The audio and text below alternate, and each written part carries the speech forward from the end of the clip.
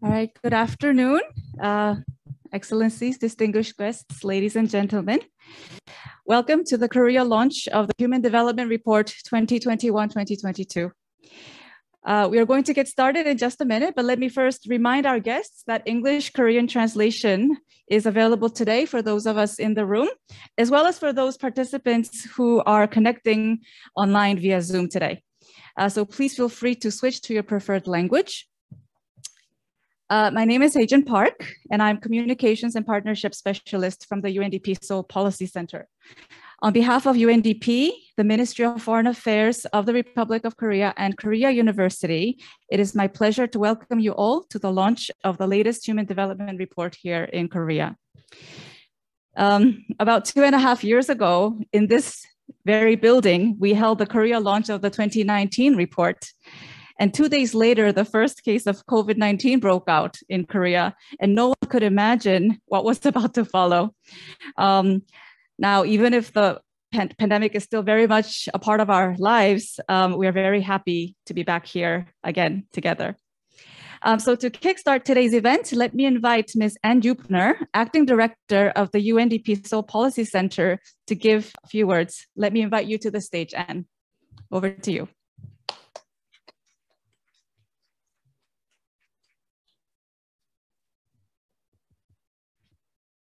Good afternoon and good morning, good evening online. Deputy Director General Lee from the Ministry of Foreign Affairs of the Republic of Korea, Professor Kang, the Dean of the Graduate School of International Studies at Korea University, Mr. Pedro Kansai-Kao, dear colleague and lead author of the Human Development Report, Excellencies, distinguished guests, speakers, ladies and gentlemen. Welcome to everyone joining today's Korea launch of UNDP's 2021-2022 Human Development Report, both here in person and online via Zoom. As the title of the latest report indicates, uncertain times are causing uncertain lives that people the world over feeling more distressed than ever. The pandemic, coupled with inequalities, climate shocks, rapid technological innovation, and social mistrust, has created a perfect storm to put human progress on a backward trend.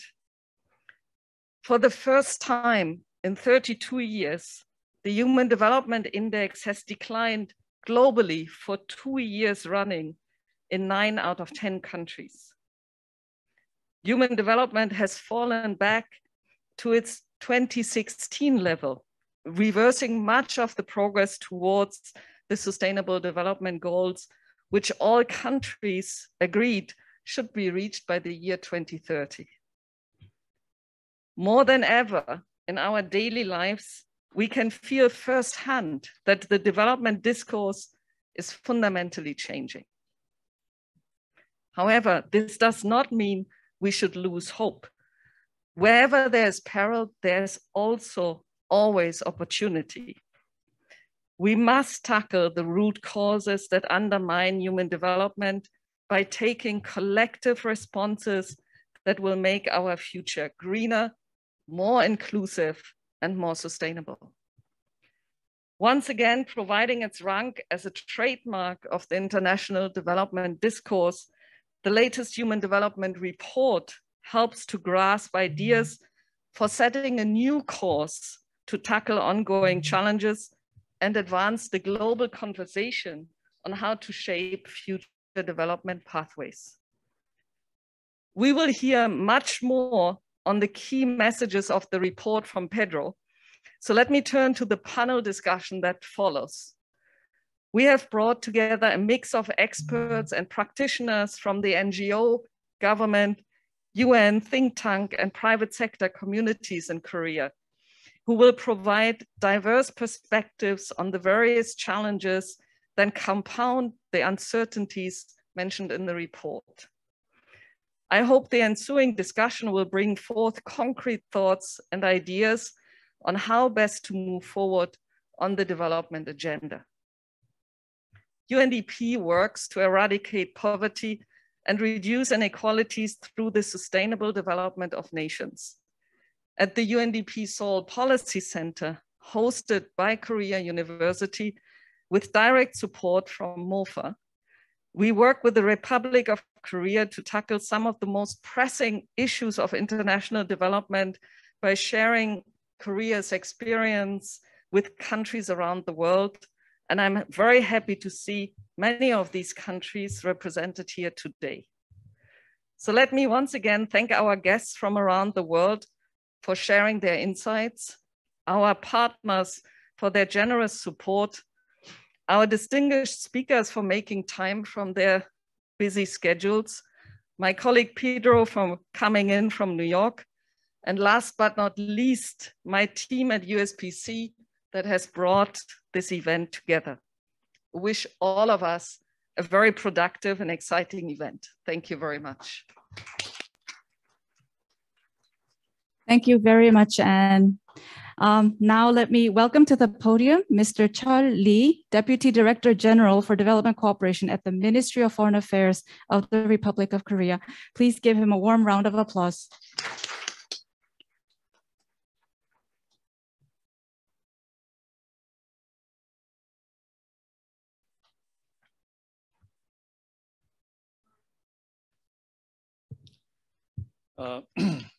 Excellencies, distinguished guests and panelists, and ladies and gentlemen, it is my great pleasure to be here today to welcome you all to the launch of UNDP's Human Development Report 2021/2022 in Korea. As a long-standing partner of UNDP, we are proud to have been supporting this essential publication since 2019. On behalf of the Ministry of Foreign Affairs of the Republic of Korea, I would like to express my sincere appreciation to the UNDP Human Development Report Office, the Seoul Policy Centre, and Korea University for co-organizing this event. According to Human Rights Report this year, even before the COVID-19 pandemic, more than 6 in 7 people around the world felt insecure. The pandemic, natural disasters, and the global economic uncertainties are adding to the sense of insecurity and uncertainty in life. The fact that the Global Human Development Index value has declined for 2 years in a row confirms this phenomenon. Under these circumstances, this year's report, titled Uncertain Times, Unsettled Lives, Shaping Our Future in a Transforming World, serves as a clear reality check. At the same time, it is a strong reminder to all of us that it's time to recommit ourselves and further step up our efforts towards achieving sustainable development goals. Since Korea has experienced 60 years of restoration and development process after the Korean War, we are acutely aware of the uncertainty and insecurity we are currently facing. UNDP, Korea's longtime development partner, could testify how Korean society has overcome and used such uncertainties and anxieties as driving force in achieving development for the future. Through its tireless efforts, Korea's HDI ranking went up from 34th among 130 countries in 1990 to 19th among 191 this year. Korea's development experience is not a secret at all.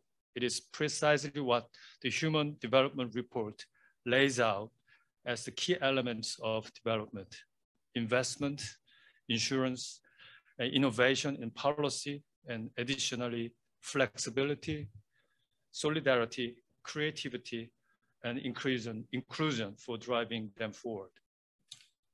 At the 77th UN General Assembly, the President Yoon Suk-yeol reaffirmed that the Republic of Korea, under the vision of global pivotal state, will play its due responsibility and role for freedom of global citizens and prosperity of the global community.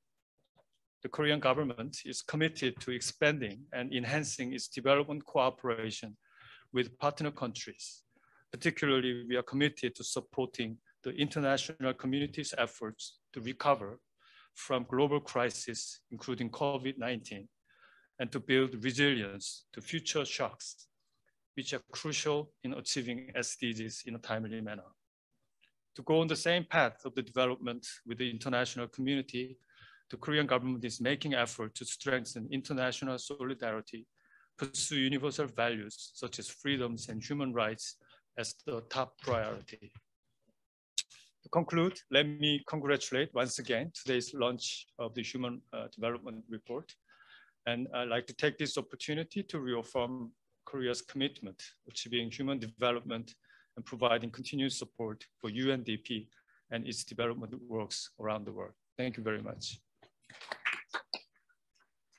Thank you very much, Deputy Director General Lee, for your words of support. Now let me give the floor to Mr. Moon-Sung Kang, who is Dean of the College and Graduate School of International Studies at Korea University. Let me welcome you to the stage, Dean Kang.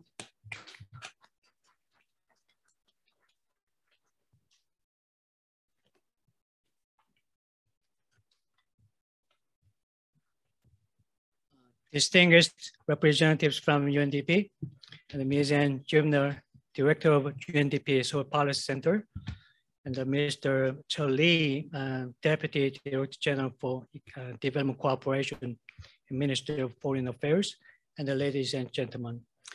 It's my great pleasure to attend this wonderful event of UNDP Seoul Policy Centre. First of all, I'd like to congratulate UNDP on its successful publication of Human Development Report 2021 and 22, which is titled in Uncertain Times, Unsettled Lives, Shaping Our Future in a Transforming World. We do live in the world where various conflicts are affecting our normal life. The COVID-19 pandemic has affected everyone in the world, jeopardizing every aspect of our well-being and creating a world of extreme panic. Other conflicts include climate change, displacement of people, negative impacts of digital transformation, wars, all different kinds of inequalities and discrimination, gender issues, and so on. Since the UNDP developed the concept of human security in 1994, it has been successful in raising the issues, questioning problems we have, analyzing main causes of these problems, and proposing solutions by publishing human development reports. We are here today to hear about what the international community is facing at and why people in the world really feel insecure, how to put people at the center of our discussions, and which directions or which dimensions we need to consider in finding solutions to problems we have. Korea has been quite successful in significantly improving the Human Development Index over several decades, thanks to the country's economic development and the so-called education favor in Korean society. However, as can be seen in this report, gender inequality and the related issues in Korea have emerged as a hot topic in which bias against the gender equality is growing in Korean society. A lot of countries showed really great progress in this area. However, Korean society is moving backward. Using the analysis done in this report, we can identify where Korean society stands in terms of gender equality compared to other countries in the world. In addition, we can try to find the best practices of countries with a better gender equality than Korea, using this report and the further analysis in the near future. Finally, I'd like to thank or express my appreciation to those who organized this event and they invited me to attend this wonderful event. I hope Korea University's GSIS, Graduate School of International Studies, will continue to cooperate with UNDP Seoul Policy Centre to share our thoughts and beliefs to support the prosperity of the international community. Thank you. Thank you very much, Dean Kang, and to Korea University for your longstanding support. Now, before we hear about the report from its lead author, we would like to show you a short animated clip to introduce the report to you. Let's take a look. The last 2 years have had a devastating impact for billions of people around the world. And for the first time, human development has declined for 9 out of 10 countries around the world. These challenges are hitting us at the same time and interacting to create new threats and make us feel insecure, unsafe, and untrusting of each other. This is the world today, in which we know what obstacles we face, but seem paralyzed from taking sufficient action. To break this impasse, we must double down on human development to tackle disadvantages and support people's empowerment. We must also recognize and treat the global mental health crisis that undermines human development, and recognize the polarization that is more deeply dividing us, making collective responses harder. Uncertainty has unsettled our lives, but it can also broaden our horizons. It can challenge us to rethink what was once thought impossible, to chart a new course for humanity. Policies that focus on the 3 I's can be powerful tools. We need to invest in the capabilities people need to thrive. Ensure so that everyone is protected in an uncertain world. And innovate technologically, economically, and socially to respond to whatever challenges come next.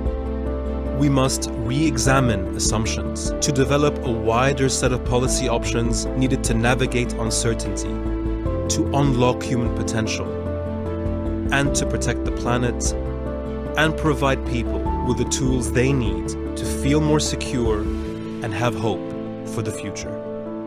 This is human development. There is promise and peril in uncertainty. Tipping the scales towards hope is up to us.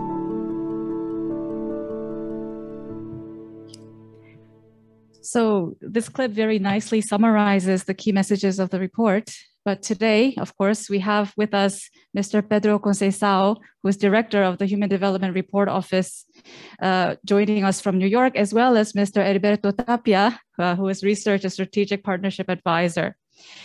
So let me welcome Pedro to the podium for his presentation of the report. Well, over to you, Pedro. Thank you.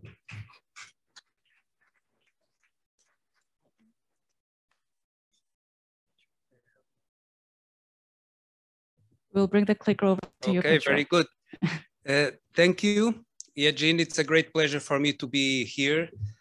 It's always one of the special moments for us to come to Seoul to present the Human Development Report. And in the presence of Deputy Director General Lee, I wanted to thank the support of the Republic of Korea to the work of our office, which is essential to enable us to do the work that I'm going to share with you. Last week, I don't know if it made the news or if it was noticed, but it was a big moment in the United Nations in New York, because it was the moment when leaders from around the world come to New York to participate in the general debate of the United Nations General Assembly.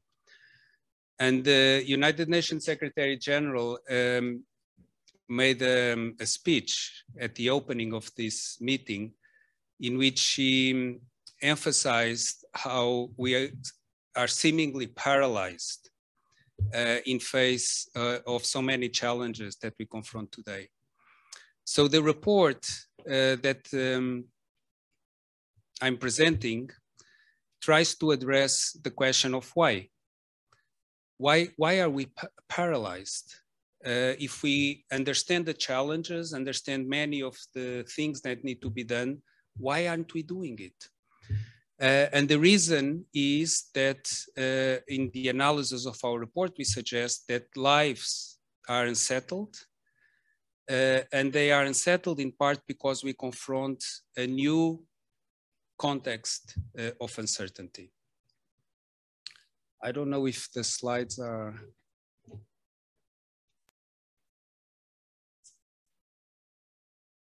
So this is reflected in the title. So lives are unsettled and times are uncertain.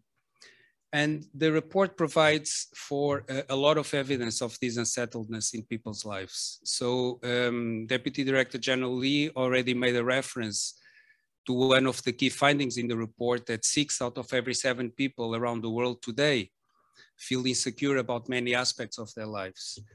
We can understand how people feel insecure in contexts of extreme poverty, people that are forcibly displaced, people that live in contexts of conflict. But what surprised us was that this perception of insecurity was actually high and sometimes increasing, even in countries with very high levels of Human Development Index. So it's a fairly widespread sentiment. We also find that half of the population around the world today, half of the population does not believe that their living standards are better than they were a generation ago.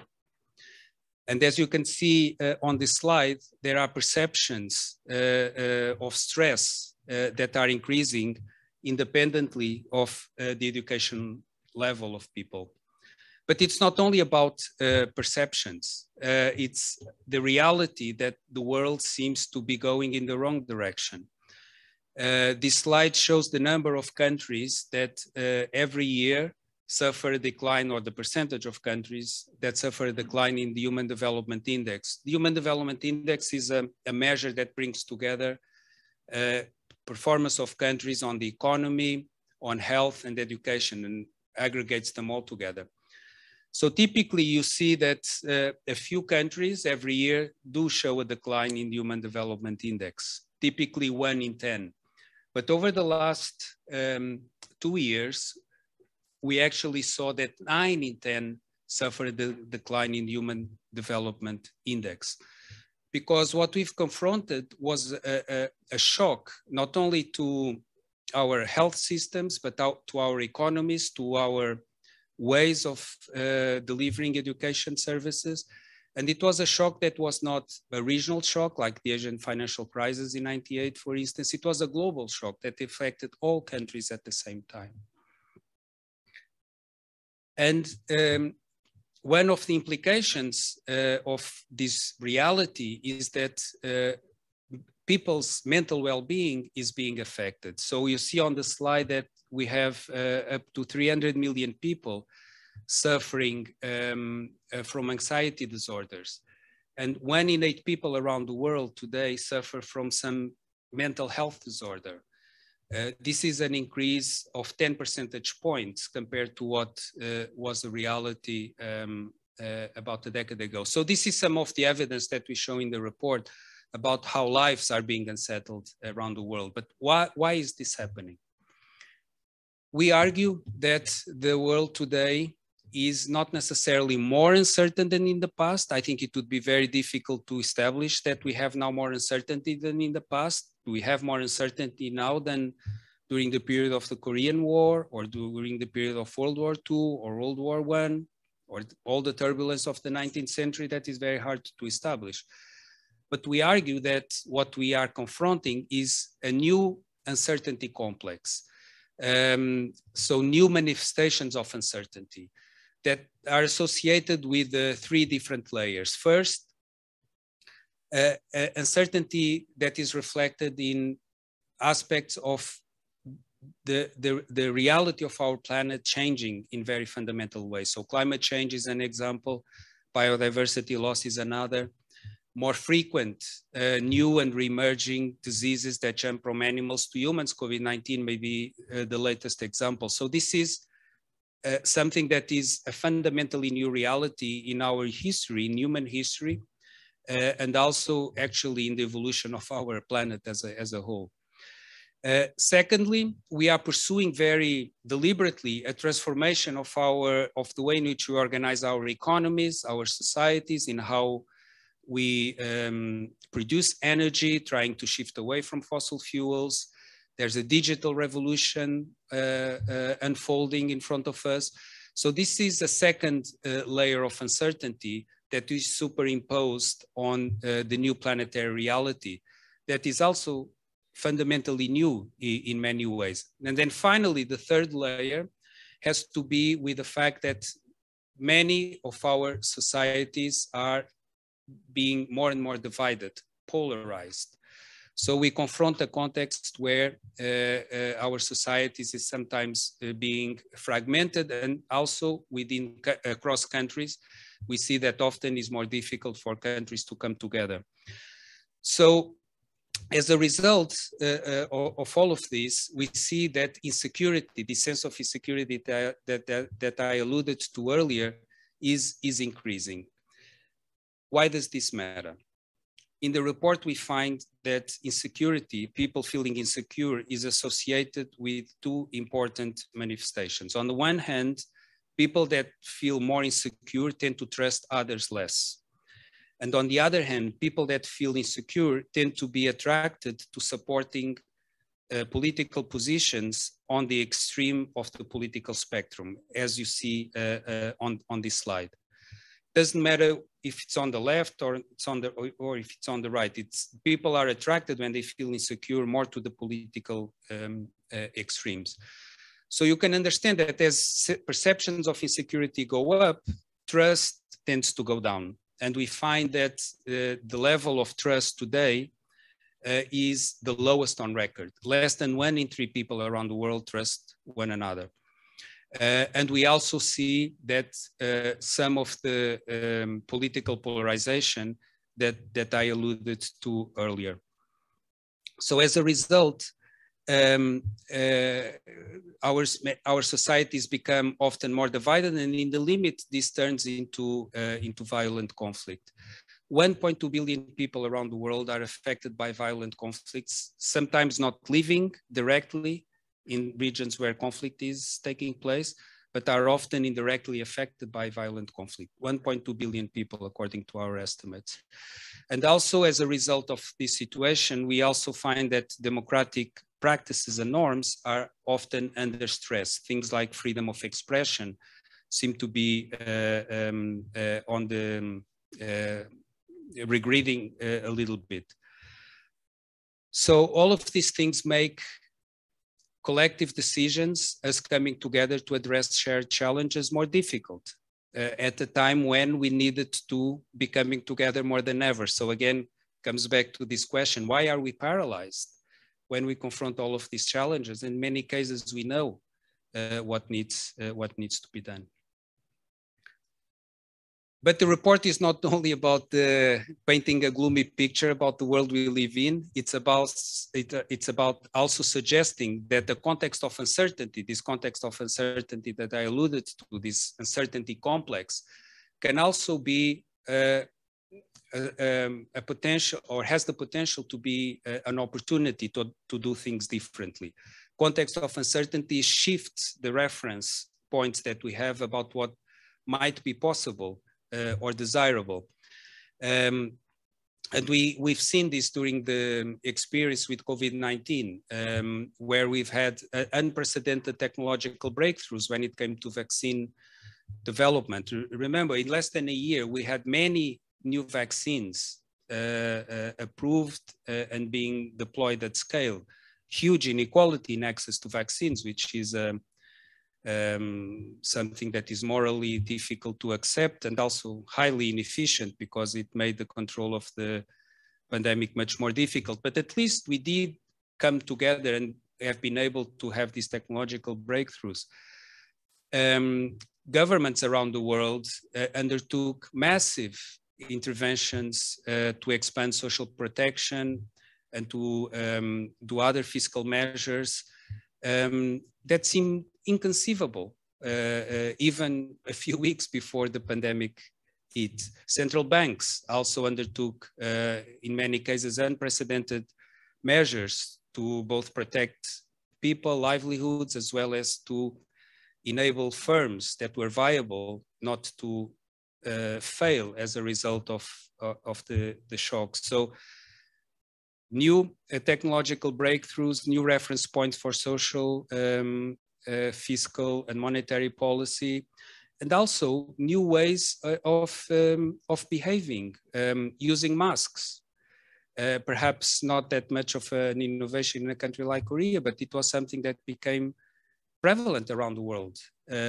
social distances. So we changed our behavior very quickly because we are asked to undertake all of these measures, but also because it became socially expected. That's what we should be doing to protect ourselves and to protect one another. Now, to see in uncertainty something that offers opportunity, we argue that people need to feel more secure than they do at the moment. And we propose in doing so, if you want, two ways of intervening. One that seeks to address institutions and policies that currently may be not giving proper response or sufficient response to the uncertainty complex that we confront. And here we emphasize, as the video showed, investment, insurance, and innovation. But the other thing that is very important is to understand how we may need to change social norms as well. And here it's important to understand the role of recognition, the role of education, and being more inclusive in the groups that we bring to bear in making decisions and in deliberating.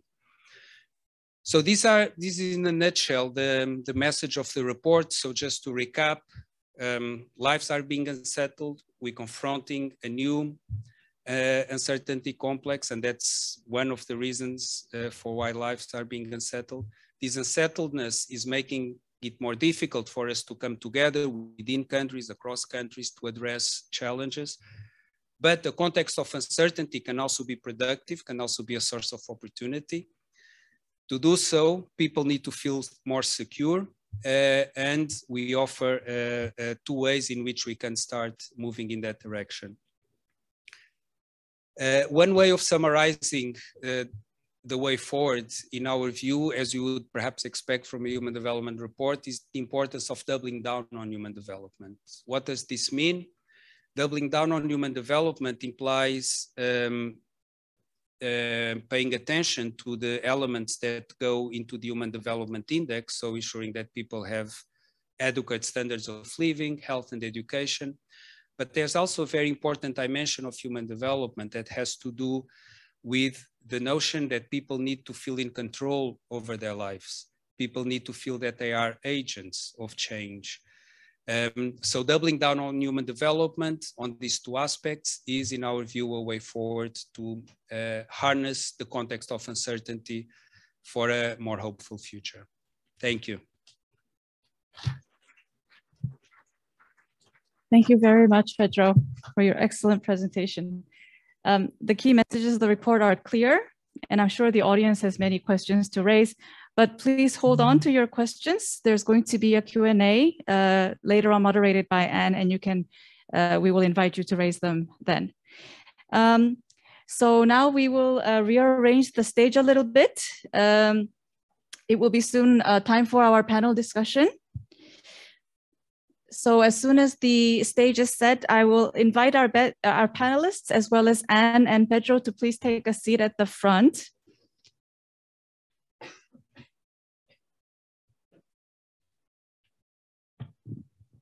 While we're waiting, just to let you know that there is tea, coffee, and snacks in the back for those of you who would like to have coffee.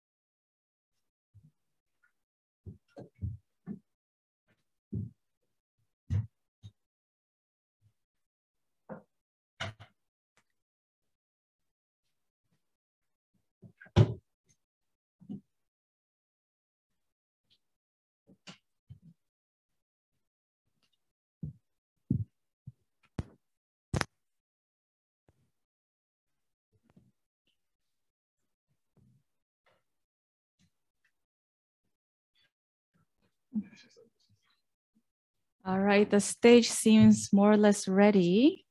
May I invite the panel to please come up to the stage. The session is going to be moderated by Director Ann Eupner.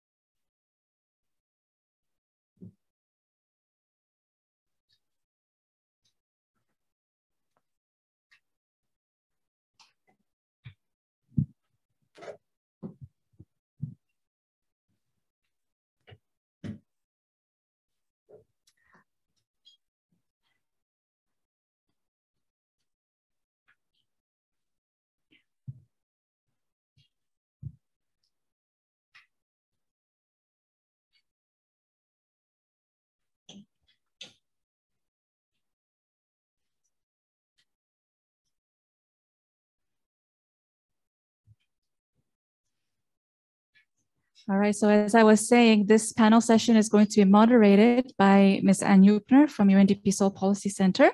So let me hand over to you, Ann. Thank you very much, Hedjen. I'm very honored to moderate this important session, which will be devoted to reflecting on the findings of the HDR just presented by Pedro from various angles. We are here with 5 panelists representing different sectors of the development community here in Korea: NGOs, government, UN think tank, and private sector, who will reflect on several of the key themes covered in the report. These themes align well with the sectoral priorities of Korea's approach to ODA, as Korea has affirmed in its 2023 annual implementation plan and the new development cooperation implementation plan, the country's commitment to increase support towards digital, green, and health issues, as well as those related to food security and humanitarian assistance. Throughout the session, I invite our online participants to submit any questions via the chat box, and I will also invite participants in the room later on to raise questions during the Q&A session. We also collected some questions during event pre-registration, so we will try to address some of them the best we can during our time window. So let me come to our first panelist. Our first panelist is Ms. Sora Young, humanitarian advisor at the Save the Children Korea. She develops the Save the Children Korea's international humanitarian strategy, manages partnerships and communication on humanitarian affairs, and oversees humanitarian projects. Today, Ms. Young will share some key efforts made by Save the Children to operationalize the HDP Nexus together with other civil society organizations and partners. Ms. Young, over to you, please. Thank you, Anne.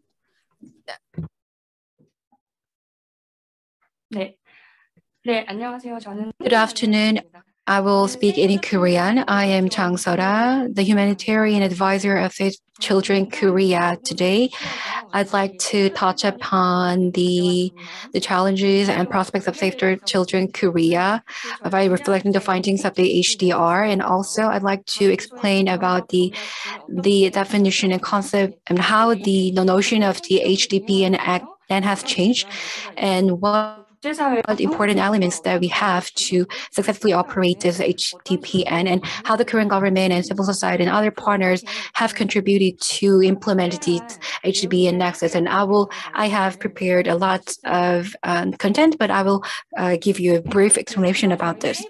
First of all, the Save the Children is children's rights advocacy institution. So when we analyze the human threat risk, and when we analyze these risks, we analyze how those risks impact on children and how can we overcome this. And at the right top of the slide, these two are the reports published by the SCI.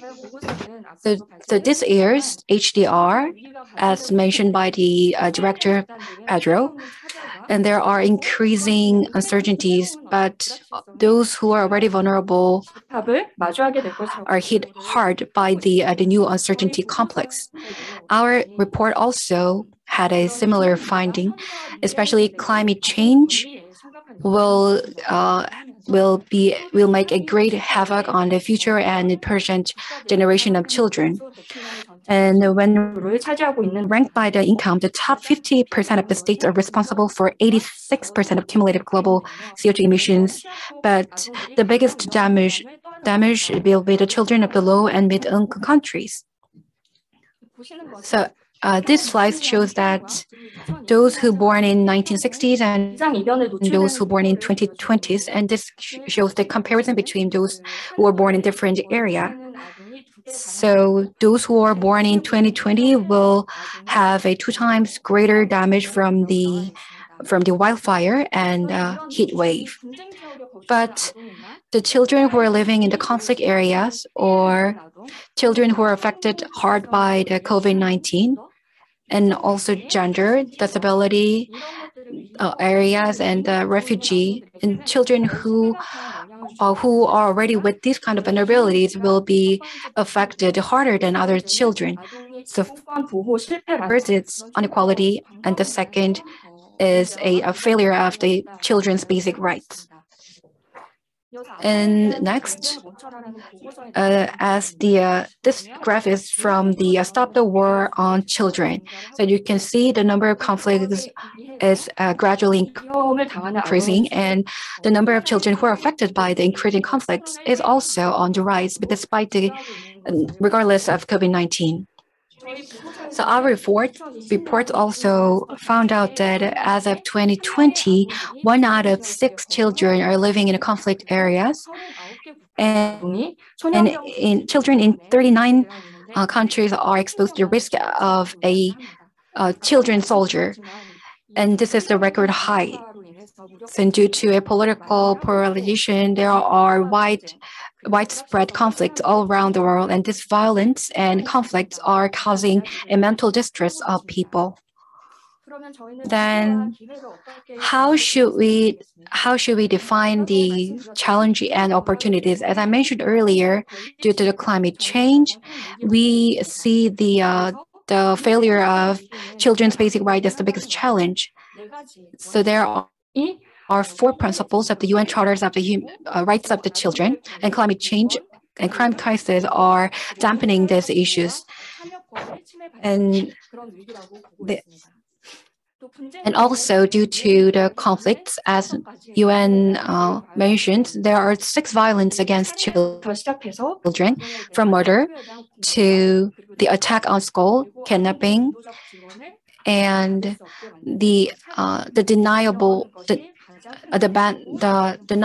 non-access to the children's basic protection. Then now let's move up to the opportunity. The world is conjuring on what new normal that we will have and how to build a resilient society.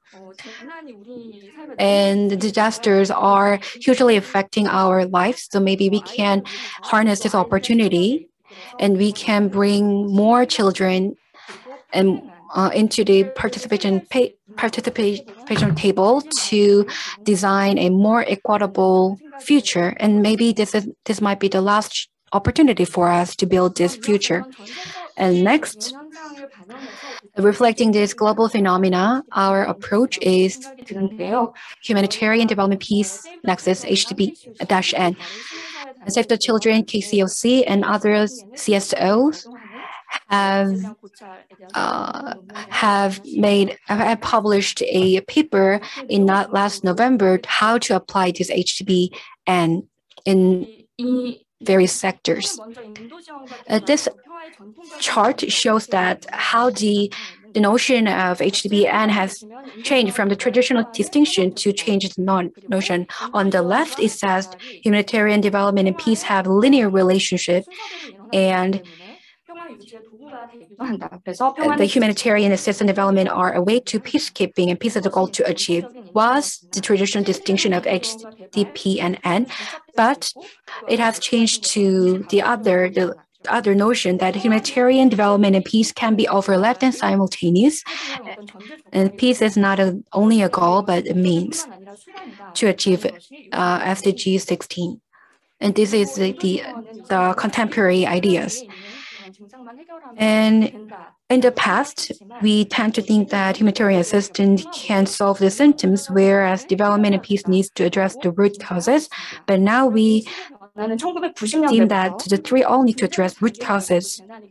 And since 1990s, when the conflicts have been prolonged and other disasters keep occurring, we believe that this cannot be inadequately applied to the site. Then we cannot solve these challenges.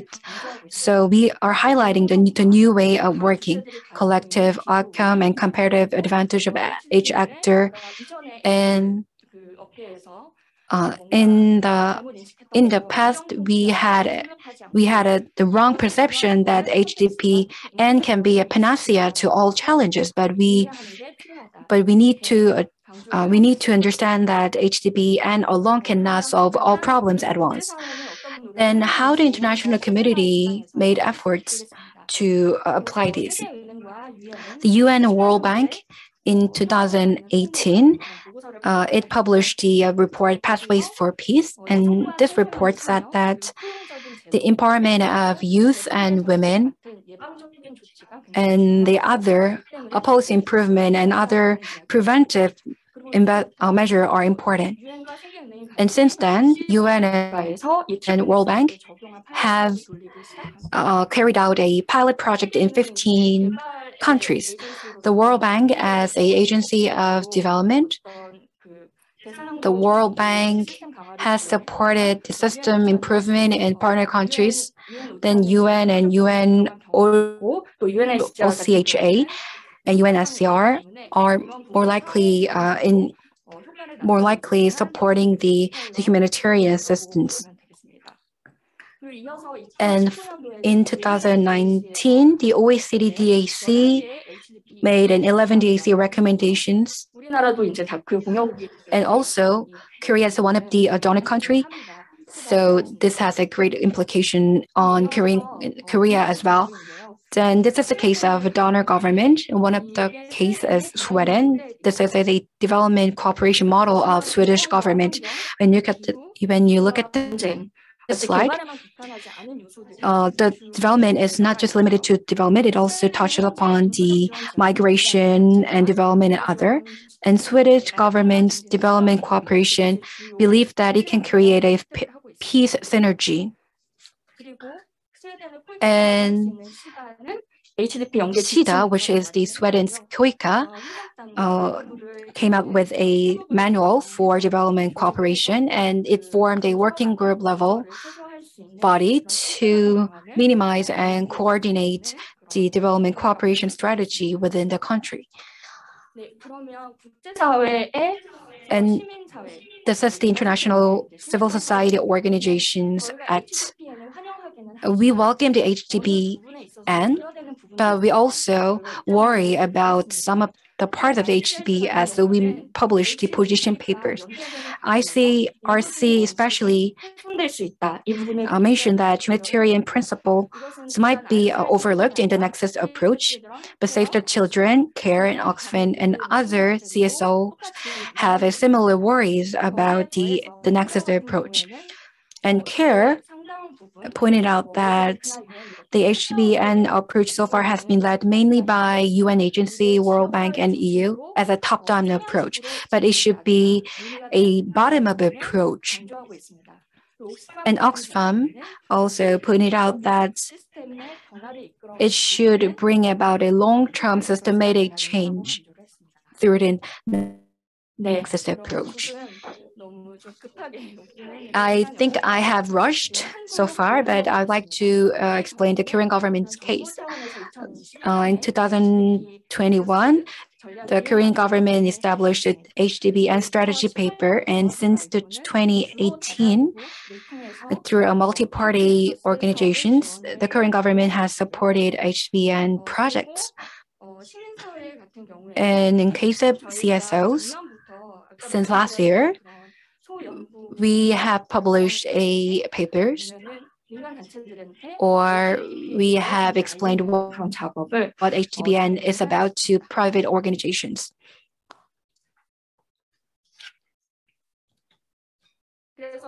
So lastly, this is the way forward of CSOs to successfully operationalize the HDB to contribute to human development. What we can do to achieve HDB, to wrap up my presentation.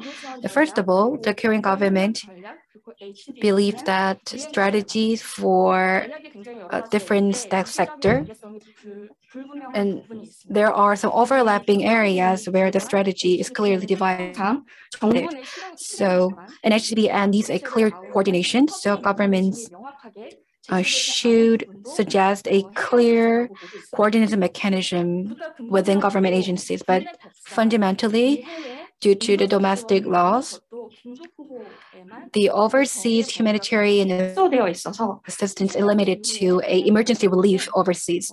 So the law cannot keep up with the changes in the field. So government should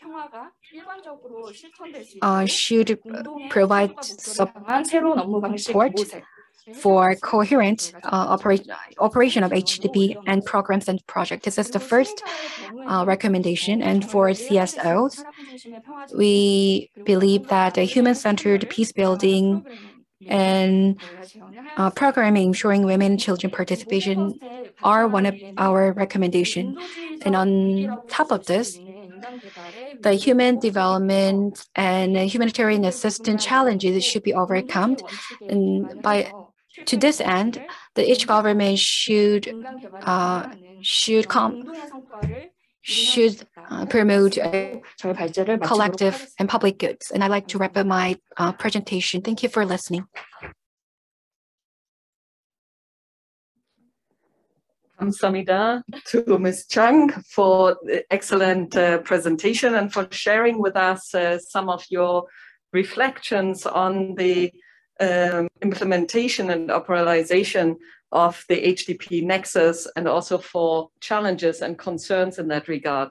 I think it's very good to see that the collaboration between the different parts of the international system is working and is progressing well, but we also understand that there are remaining challenges that need attention, our joint attention in future. So again, big thank you for that. Now, let me invite my dear colleague, Ms. Marianne Yoon, Director of the World Food Programme, the Korea Office, to speak on the humanitarian assistance and food security issue. Prior to joining the Korea Office in July 2021, Marianne served in multiple WFP offices, including in the Kingdom of Lesotho, in headquarters in Sudan and South Sudan, closely working with development partners to fight hunger and malnutrition. Marianne, over to you, please. Thank you very much, Anne. It's really a pleasure to be here. And let me start by greeting everybody in the room, distinguished guests, excellencies, friends, colleagues. I won't repeat much of the context that has been so well articulated by Pedro earlier on, Professor Kang, our Deputy DG from MOFA, and also obviously Dr. Anne from UNDP. let me focus really on the issue that I've been invited here to speak on today, which is really the global food insecurity. One of the numerous consequences of what the report does highlight as the you know, a new era of converging challenges.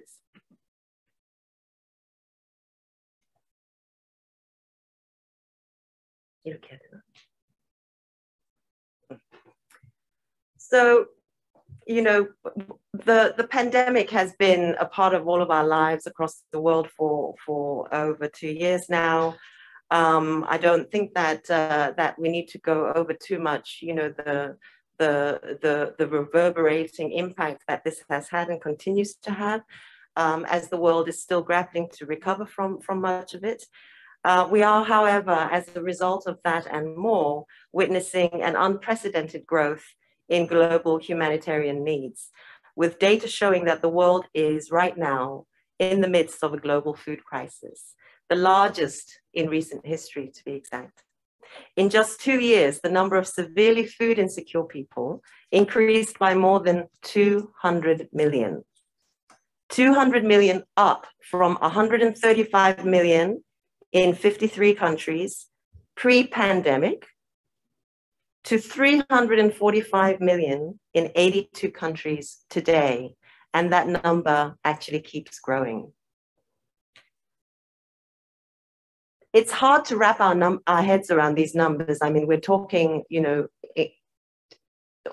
virtually triple, double, triple in many of the different categories of hunger. When you talk about people really living on the edge of famine, so without going into too technical a term, if between 1 and 5, 5 being famine, from anywhere from 4 onwards, we're talking about 50 million people living in about 45 countries who are literally on the brink, who are literally teetering on the edge of famine. And this actually includes almost this number also keeps growing, but almost 1 million of this number, 1 million people are actually in that category 5 catastrophic condition. And these are people who are currently living in places like Ethiopia, where you know that there has been a war raging in parts of the country, Nigeria, South Sudan, Afghanistan, Somalia, and Yemen, to name just a few.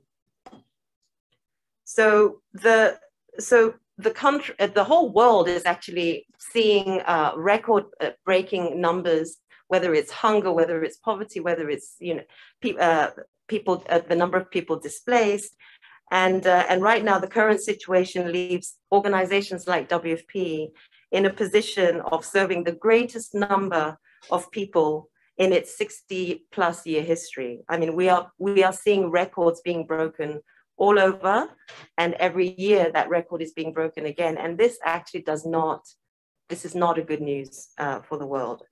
So an unprecedented world today. Indeed, when you look at 2008, just as a comparative year, versus today, you can see there are 3 in red. I've highlighted 3 factors. The first being conflict.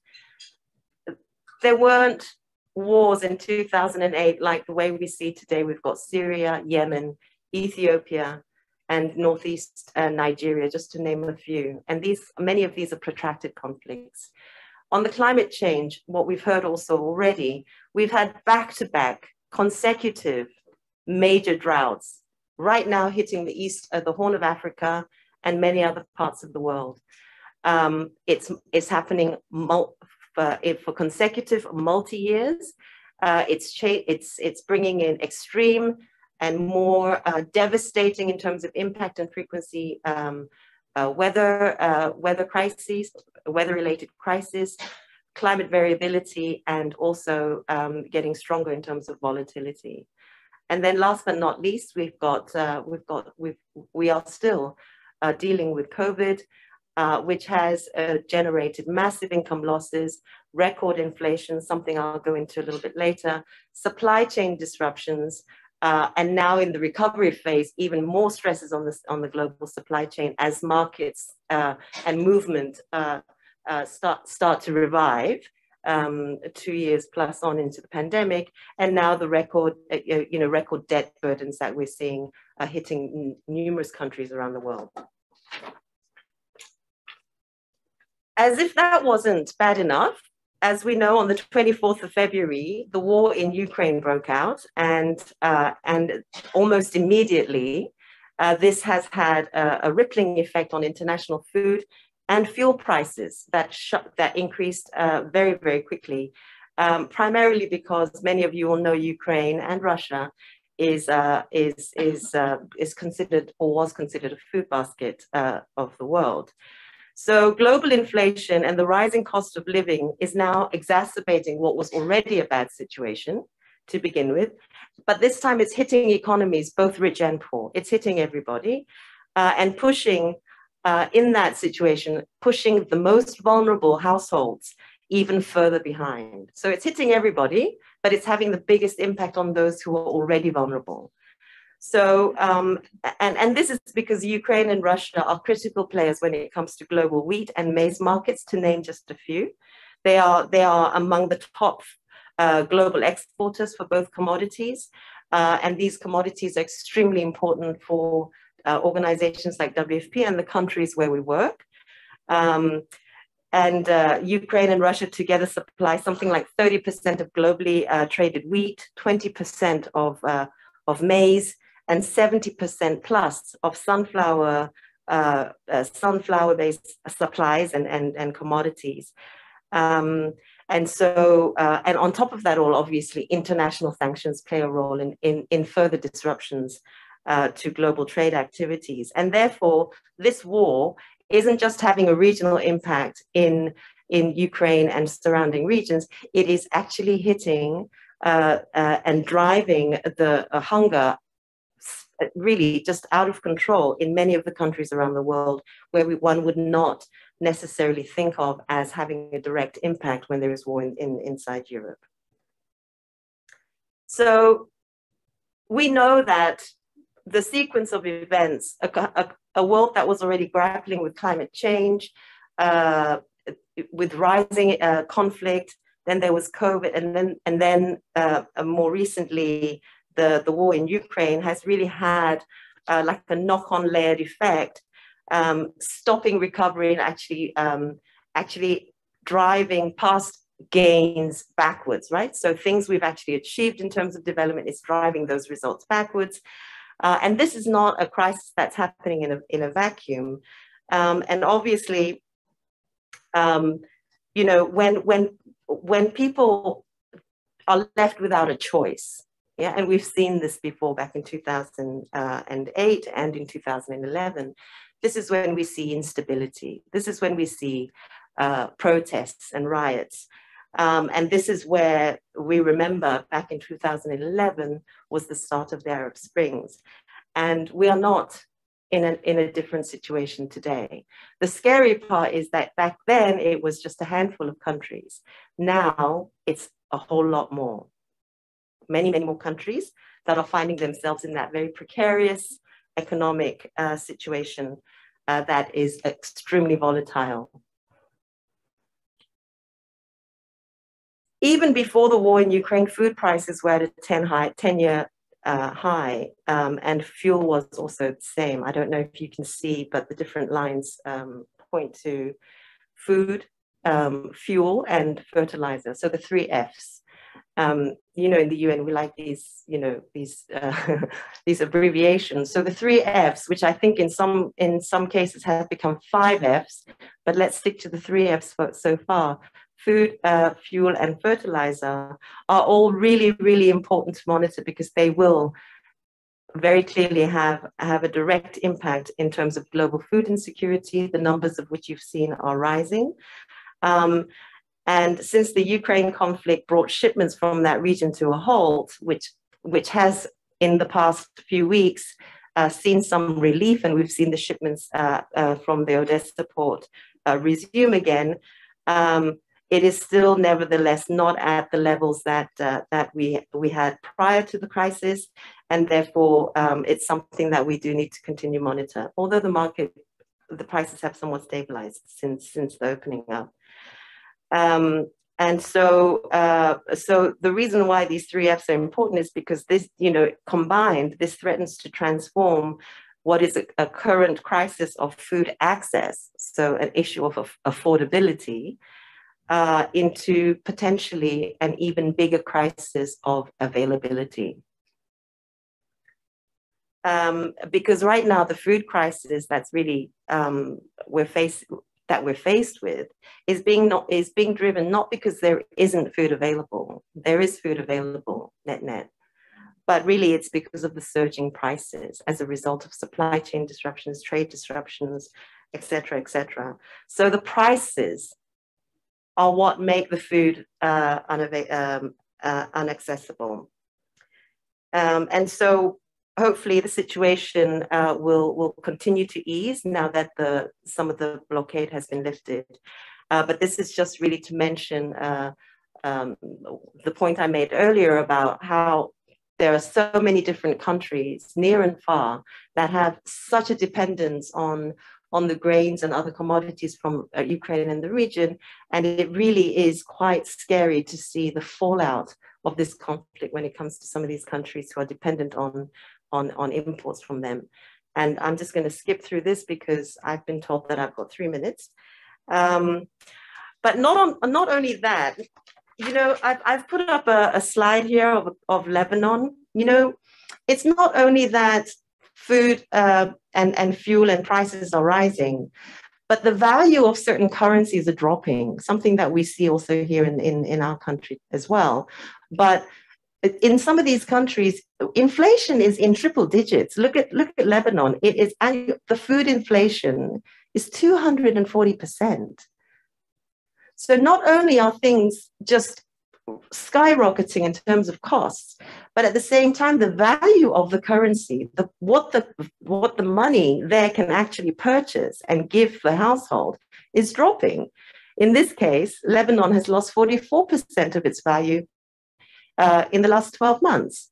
Another example is Zimbabwe. Zimbabwe is not new to devaluation, but again, look at the numbers, 309% food inflation, while the currency has lost 83% of its value in 12 months.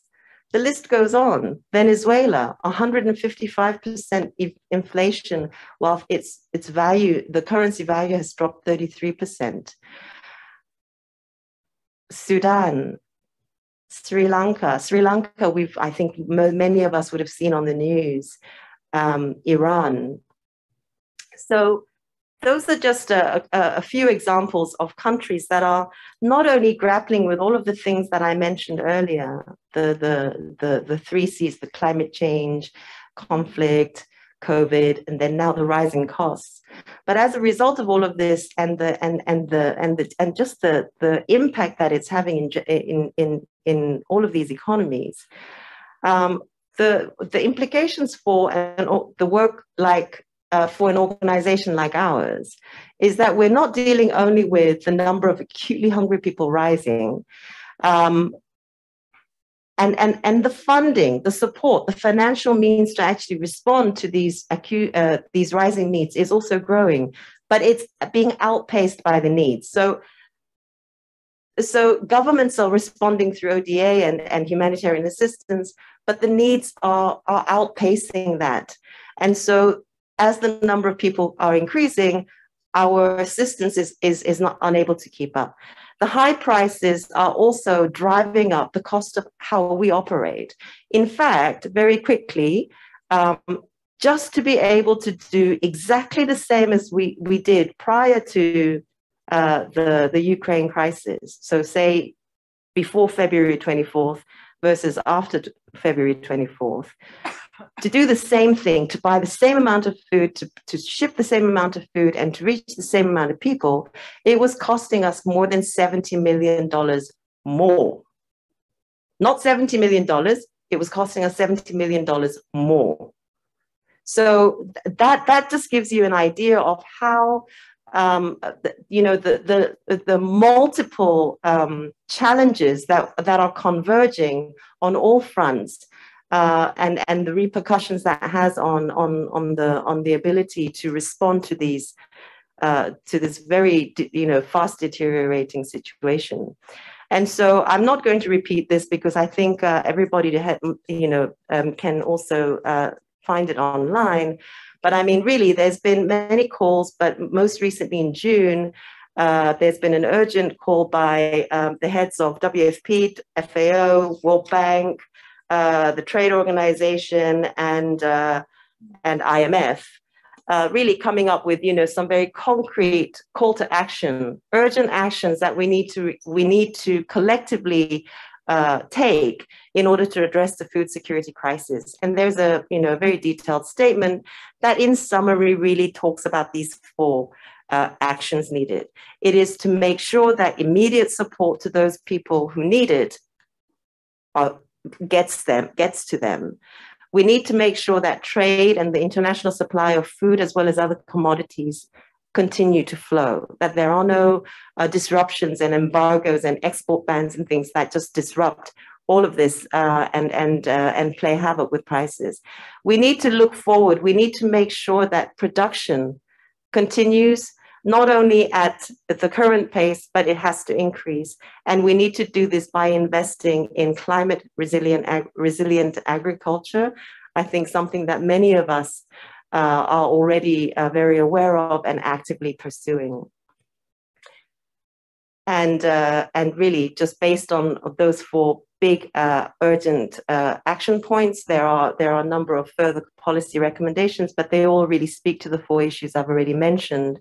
So I will stop here, and thank you very much. Thank you very much, Marian, and thanks for the very detailed reflection from your side on what Pedro had described previously as unprecedented challenges and a new uncertainty complex. I mean, these are really very shocking figures and an unprecedented situation. So thanks very much for that. Next, also, Marian, following up on your last point on the climate-related challenges, we have an environmental expert, Dr. Ji Yong Shin from the Korea Environment Institute. As director of KIA's Korea Adaptation Center for Climate Change, Dr. Shin will share Korea's efforts and ambitions to adapt to climate change and progress towards climate resilient development. Dr. Shin, over to you, please. 네. 안녕하세요. 저는 한국환경연구원. Good afternoon. I am Dr. Shin Ji-young of National Climate Change Adaptation Center. Oh, I think the slides are different that I gave you, but I will start my discussion. Before, I'd like to briefly introduce KEI. KEI, Korea Environment Institute, is the state-funded research institute under the Prime Minister. It supports the implementation and development of Korea's environment policy. And under the KEI, we have Korea Adaptation Center for Climate Change. It was designated by the Ministry of Environment since 2009 September, and our center provide various policy support regarding climate change. I think the slides are a little bit different, but I will start. First, the World Economic Forum every year makes a report of the biggest global risks, and this is this year's report. And there was one question to experts. In next 10 years to come, what will be the biggest global risk facing our planet? The many experts answer that it is the climate action failure that might be the biggest global risk. So this evidence can be found in many sites and related to the climate change. Many scientists have the big voice. So from now on, I would like to talk about the science-based opinion, majorly by the opinions of scientists. The first is IPCC's scenario, Special Report 1.5. And I think many of you are already familiar with the carbon neutrality, climate response, climate action. So many people are making effort to respond to climate crisis. And maybe the 1.5 degrees Celsius, one of the commonly appearing figure. And this 1.5 degrees Celsius means that to cap a global temperature rise within 1.5 degrees Celsius from the pre-industrial level, I'd like to talk about a little bit more about 1.5 degrees Celsius. 1.5 degrees Celsius is the global average temperature. And the time target is 2100 will be the target year of the cap of the global temperature. And when you look at the slide that I shared, you can see that the graph shows that by the year 2100, the global temperature rise will be 1.5 degrees Celsius. But before 2100, there will be a year that already the average global temperature will rise by 1.5 degrees Celsius.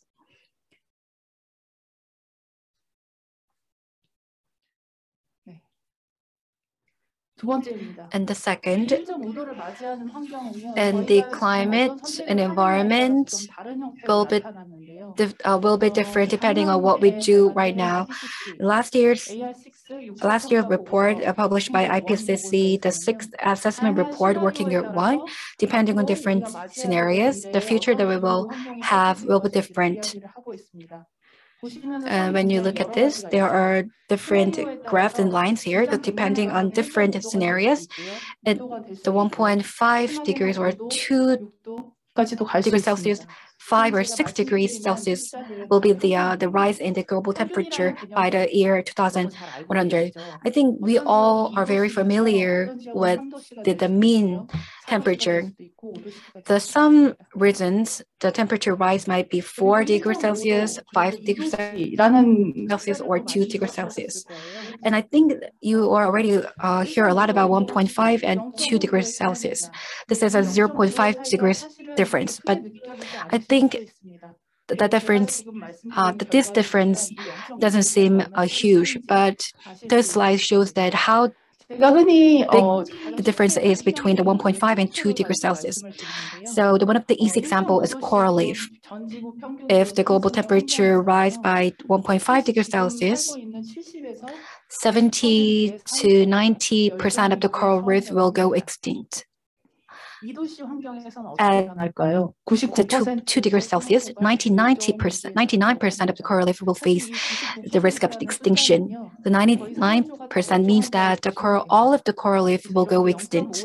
So 0.5 seems small, but it will have a huge difference, a huge impact.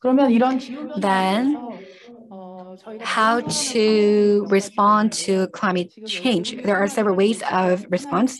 There are 3 frogs. 1, avoiding frog. 2nd, mitigating. And the 3rd is adapting. We cannot avoid from climate change, so we need to cut greenhouse gas emissions, or we will adapt to climate change. And the climate change responses is not new. We have done many efforts from the past, but we are living in a different, changing climate. The x-axis is the time flow from the past to future, and the y-axis shows the climate variables. In the past, there were many climate variables there are and there will be, but the problem is that from the past to present, the variables happened within the critical threshold, and there have not been, and if the variables exceed the critical threshold, they can be regarded as natural disasters. But I think we need to raise the critical threshold now. So we need to respond to climate crisis. And then climate crisis is very important to us, and this is the imminent challenge to us. But then, do people really believe challenge is really a crisis? I'd like to talk a little bit more about this. Annually, KEI conducted a public perception survey. This is a research. And when people were asked, what is the biggest environmental challenge facing Republic of Korea? And I was a bit shocked looking at the result of this survey, because I believe that, because I'm working at the climate change sector, so I thought that climate change would be the biggest challenge, but it ranked at 4th. But it doesn't mean that people do not deem climate change as a serious problem. Every year, when people were asked, do you believe that climate change make a huge impact on your everyday life? And most of the respondents said that it is. And the second is what image that people have when they hear about climate change. It's ranging from increasing greenhouse gas emissions and the change in the biodiversity. So there are 2 ways of climate action. First, cut greenhouse gas emission, and second, climate adaptation.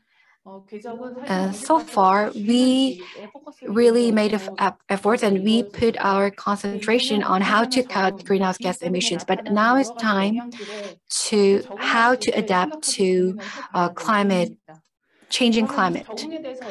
Then we also ask people how they are familiar with a climate adaptation. When people were asked, what do you know about climate change and climate greenhouse gas emissions? Less people are familiar with climate change adaptation. Then we are also curious about what to do for climate change adaptation. And the 6th assessment report, Working Group 2 reports, gave us an answer. It mentions about climate resilient development. Climate resilient development means that climate, anthropogenic system, and ecosystem, the 3 systems, should not have negative impacts each other, but rather they have to have a positive impact one another. This climate resilient development, to achieve this, we are making various efforts internationally. We have adopted a Paris Agreement, and many other governments around the world are making efforts. And the goals of the Paris Agreement is to hold the increase in the global average temperature to well below 2 degrees Celsius by 2100. And if possible, we need to limit the temperature increase to 1.5 degrees Celsius. This is the goal of the Paris Agreement. And regarding the climate adaptation, we need to enhance adaptive capacity. And second, to strengthen resilience. The third is to reduce vulnerability to climate change. So with the international community efforts, in March this year, the Korean government enacted a new law. This is the Framework Act on Carbon Neutrality and Green Growth for Coping with Climate Crisis. And this is the table of contents.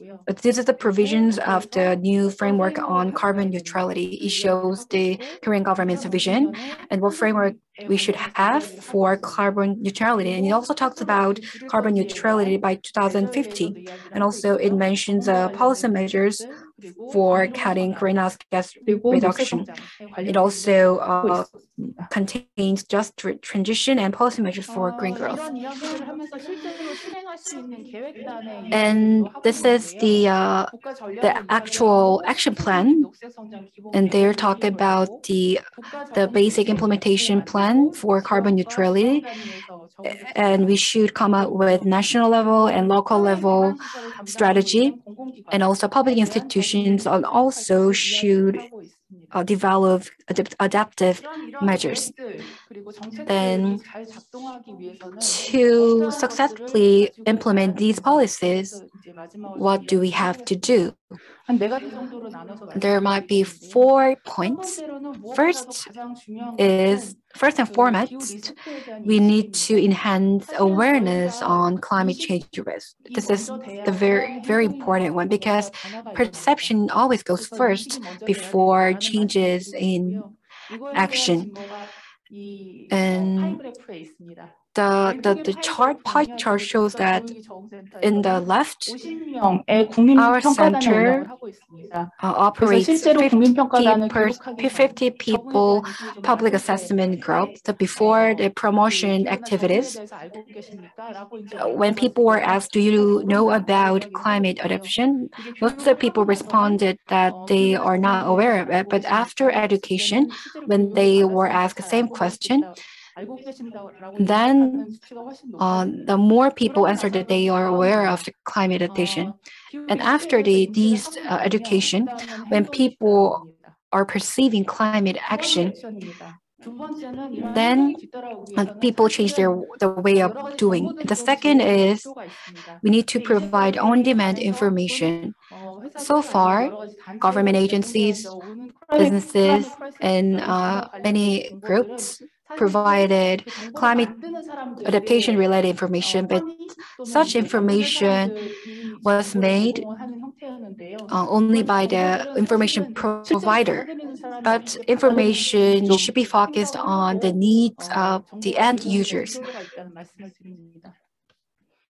The third point is, with this information, we should create stories that can touch people. And climate literacy is one of my key interests these days. Climate literacy means that collect information and communicate with each other with climate-related information.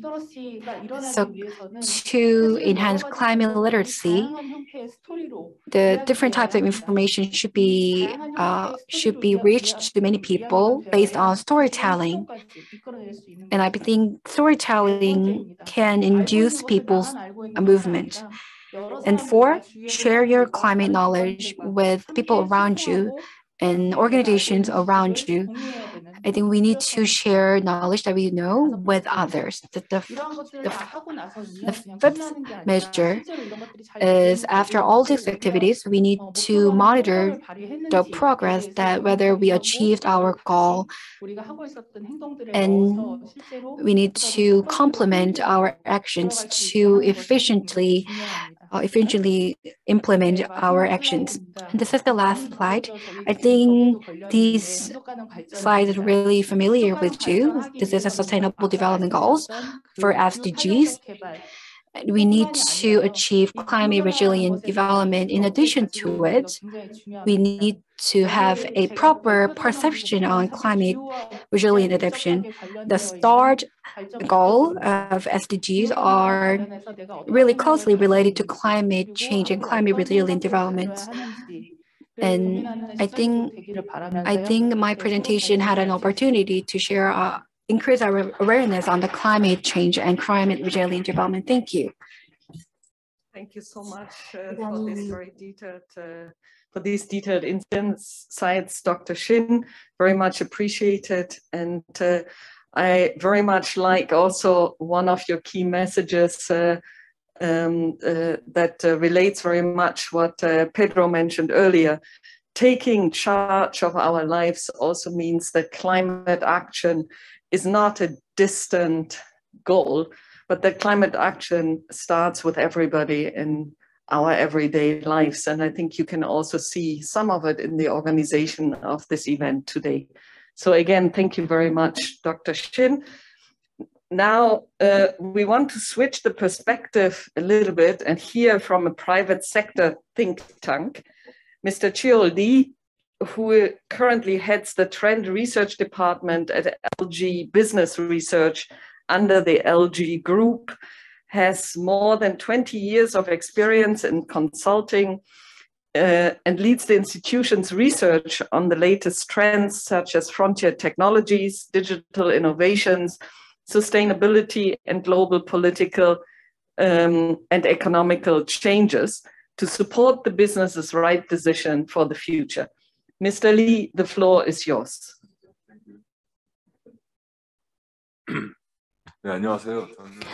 Good afternoon. I'm the head of Trend Research Department of LG Business Research, Charlie. I'm going to speak in Korean. For more than 20 years, I was involved in business consulting. And in consulting, we often treat topics like predicting the future because you need to do that to do business. So I did a lot of predictions for business management, and I apply scenario planning methods to this end. For example, I analyzed what would be the sales of a new product. Today, I'm going to talk a little different thing from that, but I also want to emphasize the importance of predicting the future today. Mr. Director Kang Se-sang emphasized uncertainty in his presentation, and it's really difficult to predict uncertain things. Then how do we do that? I thought about that for a better future. And we are seeing a lot of technologies developing at fast paces. So I would like to talk about them too in my presentation. First, how do we define the future? Then, how should technologies be applied for a better future, and what roles the government and companies can play? And like people myself who are in the private sector, what role should we play? I will talk about that in my presentation. This picture shows a crossroad. I think we have two ways faced with us. Many people worry that CO2 emissions are leading to higher temperatures. And more recently, many people talk about digital power concentration. The power is concentrated to tech giants, and we worry they might control many things in the future. And the metaverse and VR have drawn a lot of attention these days. I've experienced such metaverse activities, but I felt a bit lonely. Is this a future we want? To prevent the 1.5 degree increase, we have to achieve net zero. And to prevent the concentration of power, we have to promote a decentralized system of platforms. And to apply the metaverse in a healthy way, we have to converge the real and virtual worlds in a healthy manner. So the future is uncertain, but I believe risks are certain. There are visible risks. But we keep only talking about predicting the future. But I believe what's more important is to have a clear definition of future we want. Then what roles technology can play? You might have heard about self-driving or autonomous driving. On the left, you see the driver is reading while the car itself is driving. So maybe the car does not need a driver, a human driver any longer. And the person in the car can read a book while on the road. But I don't think this has so much value. On the right, you can see this is a study conducted by Runo Nissan. There is a tire coming closer to a car, and under that picture, various road information on the cloud and data, sensor data are used for the car, analyze the changes around it to find the safest way. So can self-driving can replace what humans have been doing? I don't think that's important. Rather, we have to use the AI system to promote or enhance safety for the benefit of humans. I think this is what technology can do. So technology itself is not enough. We need a better technology. And the biggest value from self-driving would be about super safety or unprecedented levels of safety that we could not imagine before. And many people these days talk about the metaverse. On the left is what we can see on the metaverse. People can do meetings on the metaverse, but it seems very different from a real world conference, and it does not seem perfect. And there are many avatars and settings designed by computer graphic designers in the metaverse. I felt lonely in the metaverse because I couldn't feel like being in a real meeting. And it's really difficult to make the metaverse look like a real place. On the right is an AI computer screen produced by a US company. There is, if you say a spaceman on horse, you get a lot of images like these ones.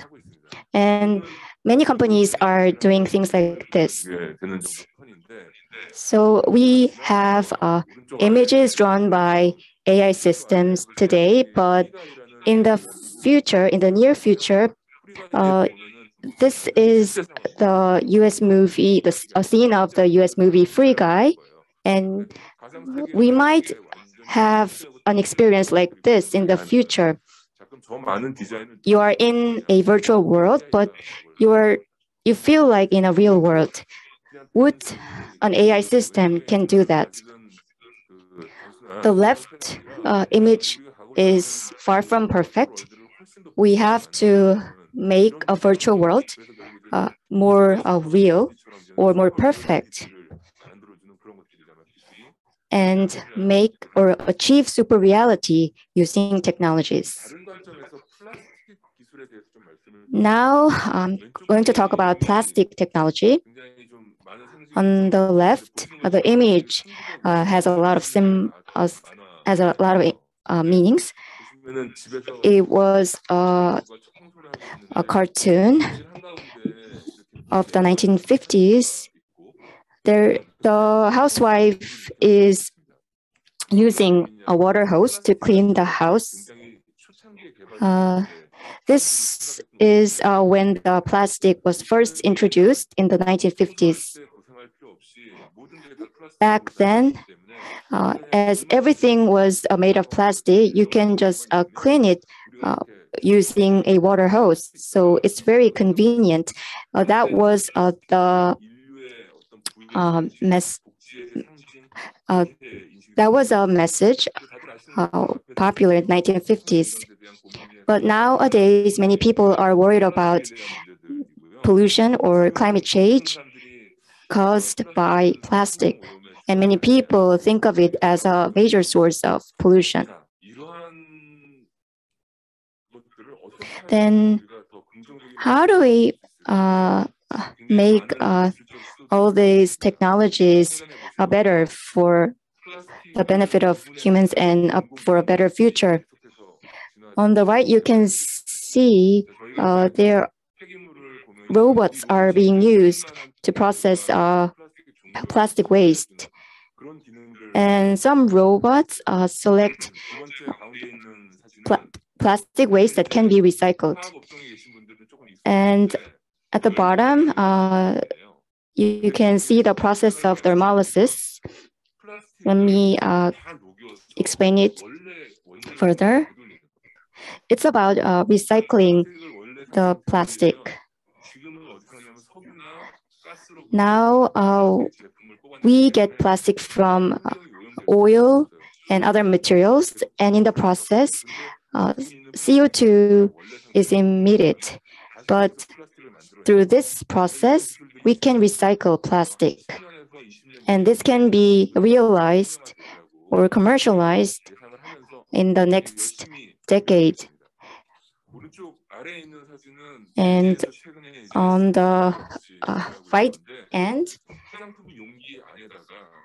in the cosmetics bottles, you have films. So the cosmetics products, so the bottles do not get dirty.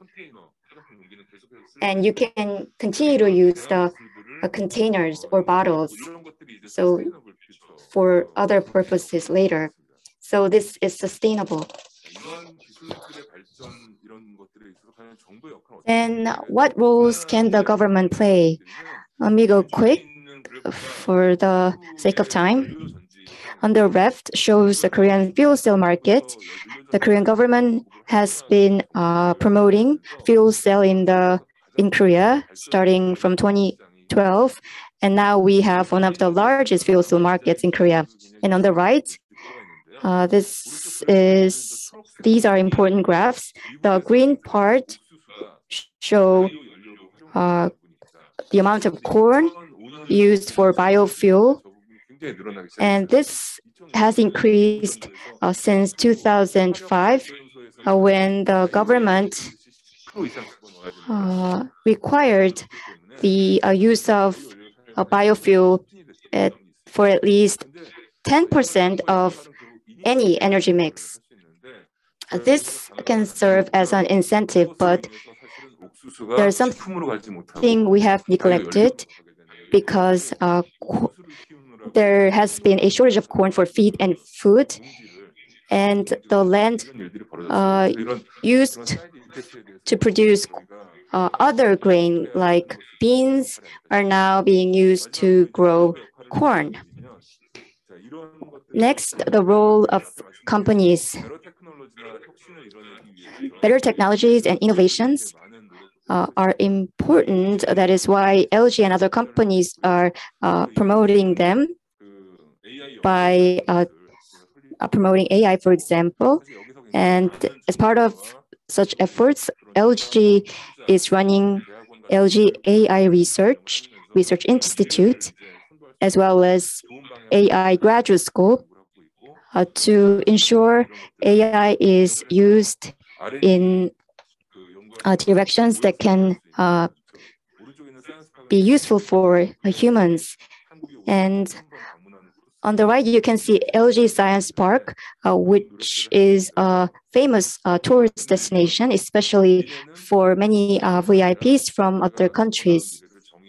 So again, we have to define a future we want and think about how to use and develop technologies that can benefit humans, and the government should initiate the efforts, and the companies should make investments. So thank you. A big thank you to you, Mr. Lee, for this great presentation. I really enjoyed the graphics, and that park is definitely one point on the to-do list. Now, I would like to introduce our final panelist, Dr. Sang-Baek Chris Kang, Director General of Global Cooperation at Korea's National Health Insurance Service, NHIS. Within his role at NHIS, Dr. Kang supervises diverse global health projects with partners like the World Bank, IDB, and ASEAN member states. He also serves as an ICT expert advisor to the Korean government agencies, including KOICA and EDCF, to provide official development assistance to partner countries. Dr. Kang, the floor is yours. Over to you, please. Thank you so much, Anne, for the great introduction.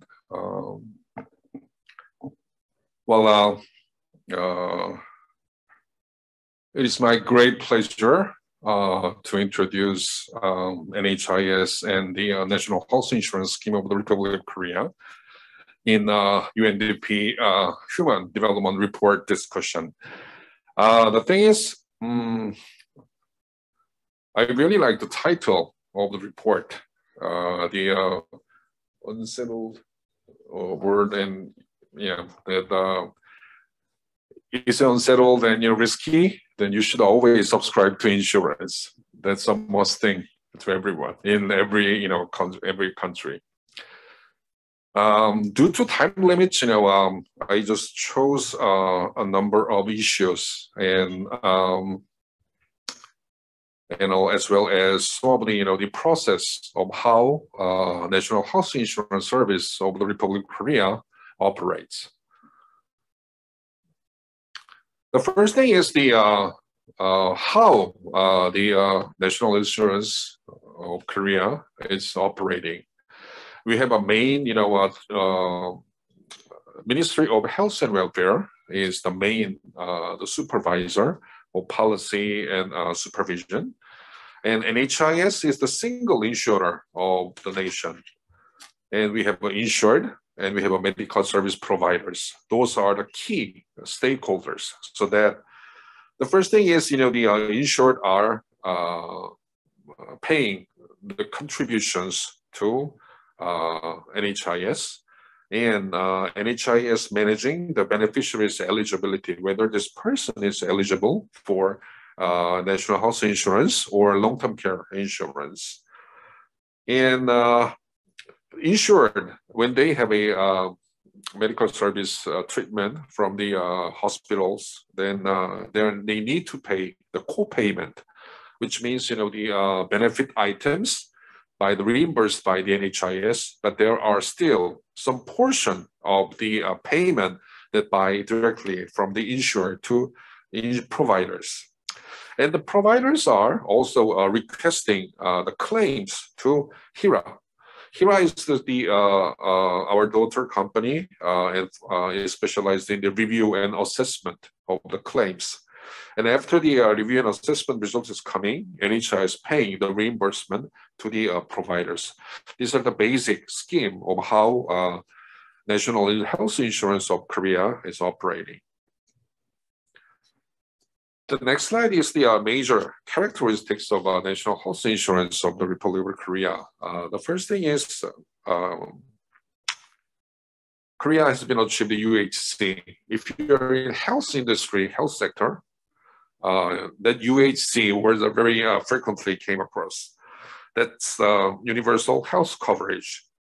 And all Koreans, if you're a Korean citizen, and if you are a foreign person, and you are staying more than 3 months, 6 months, then you are eligible to have a National Health Insurance Service of the Republic of Korea.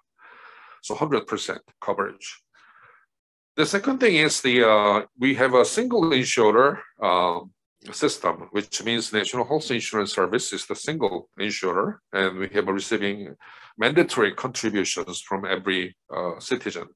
So then, it's a single insurer system. We have a very big purchasing power to the medical service providers, drugstores, pharmaceutical companies as well. And number three, private provider domination, which really very Korean case specific, the things. 94.5% of healthcare facilities are from the private providers, which means, we have a very, very, high percentage of private providers. And number four, we are very highly accessible to healthcare facilities. If you feel ill, then just, we don't have in Korea, we don't have a family doctor or primary care physicians, which means, if you are feeling ill, just walk into nearby the hospital, and all of your information can be retrieved and by NHIS database. So that, very easy, we have very, very high access, to healthcare service providers. And comprehensive and NHI benefits around like 64%, which means right now is almost going to 70%. So there's still 30% are paying by the insured. And Korea shows the low healthcare expenditure, 7.6% of GDP, compared to OECD average as 8.8%. That means, Korea has been achieving good health quality with lower health expenditure so far. The next slide shows the one, I'll just, briefly mention this because, the report mentioned the Anthropocene. Yeah, that's really interesting, the part. So that, well, there were very famous, historian, William McNeill said infectious diseases is always with a human being, even before we do not recognize in the future as well. And also, the historically outbreaks of the pandemic several occurred in the period of civilization transition, when new diseases occur when people settle from the hunting and gathering to agriculture. And when they transition from agriculture to industrial society, and also civilization and civilization collide. So then, one of three examples are the plague, smallpox, and Spanish flu. And these, the infectious diseases had a very strong impact to human history, economically and socially. Plague, shows the collapse of the feudal system in the medieval European society. Smallpox was also in Latin American, the Caribbean countries, and also Spanish flu impacted the World War I. At the end of the World War I is mainly the Spanish flu, and also that's the impacting many of the economic and social things as well. That means the pandemic should be considered very seriously. So that Anthropocene is also very important, and the disease, including COVID-19, should be considered. COVID-19, and then that's the very rare compared to other, the pandemic, just like a plague, smallpox, and Spanish flu. COVID-19 is a unique feature that, many of the, we, they overcome the COVID-19 by working at home, and also we are fully using the digital transformation, ICT capacity.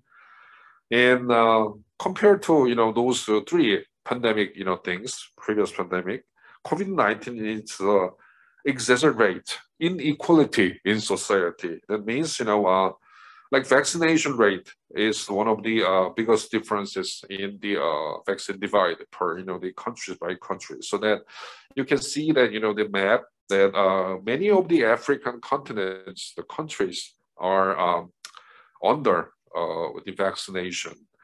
That means, about 70% of high and middle income countries have been vaccinated, compared to only 4% of low and low income countries. And also low and middle income countries, only 32%, which means there should have vaccine divide among the countries, which was, and also unlike the other pandemic, the inequality of the pandemic impacts by social status is also a critical part for the COVID-19.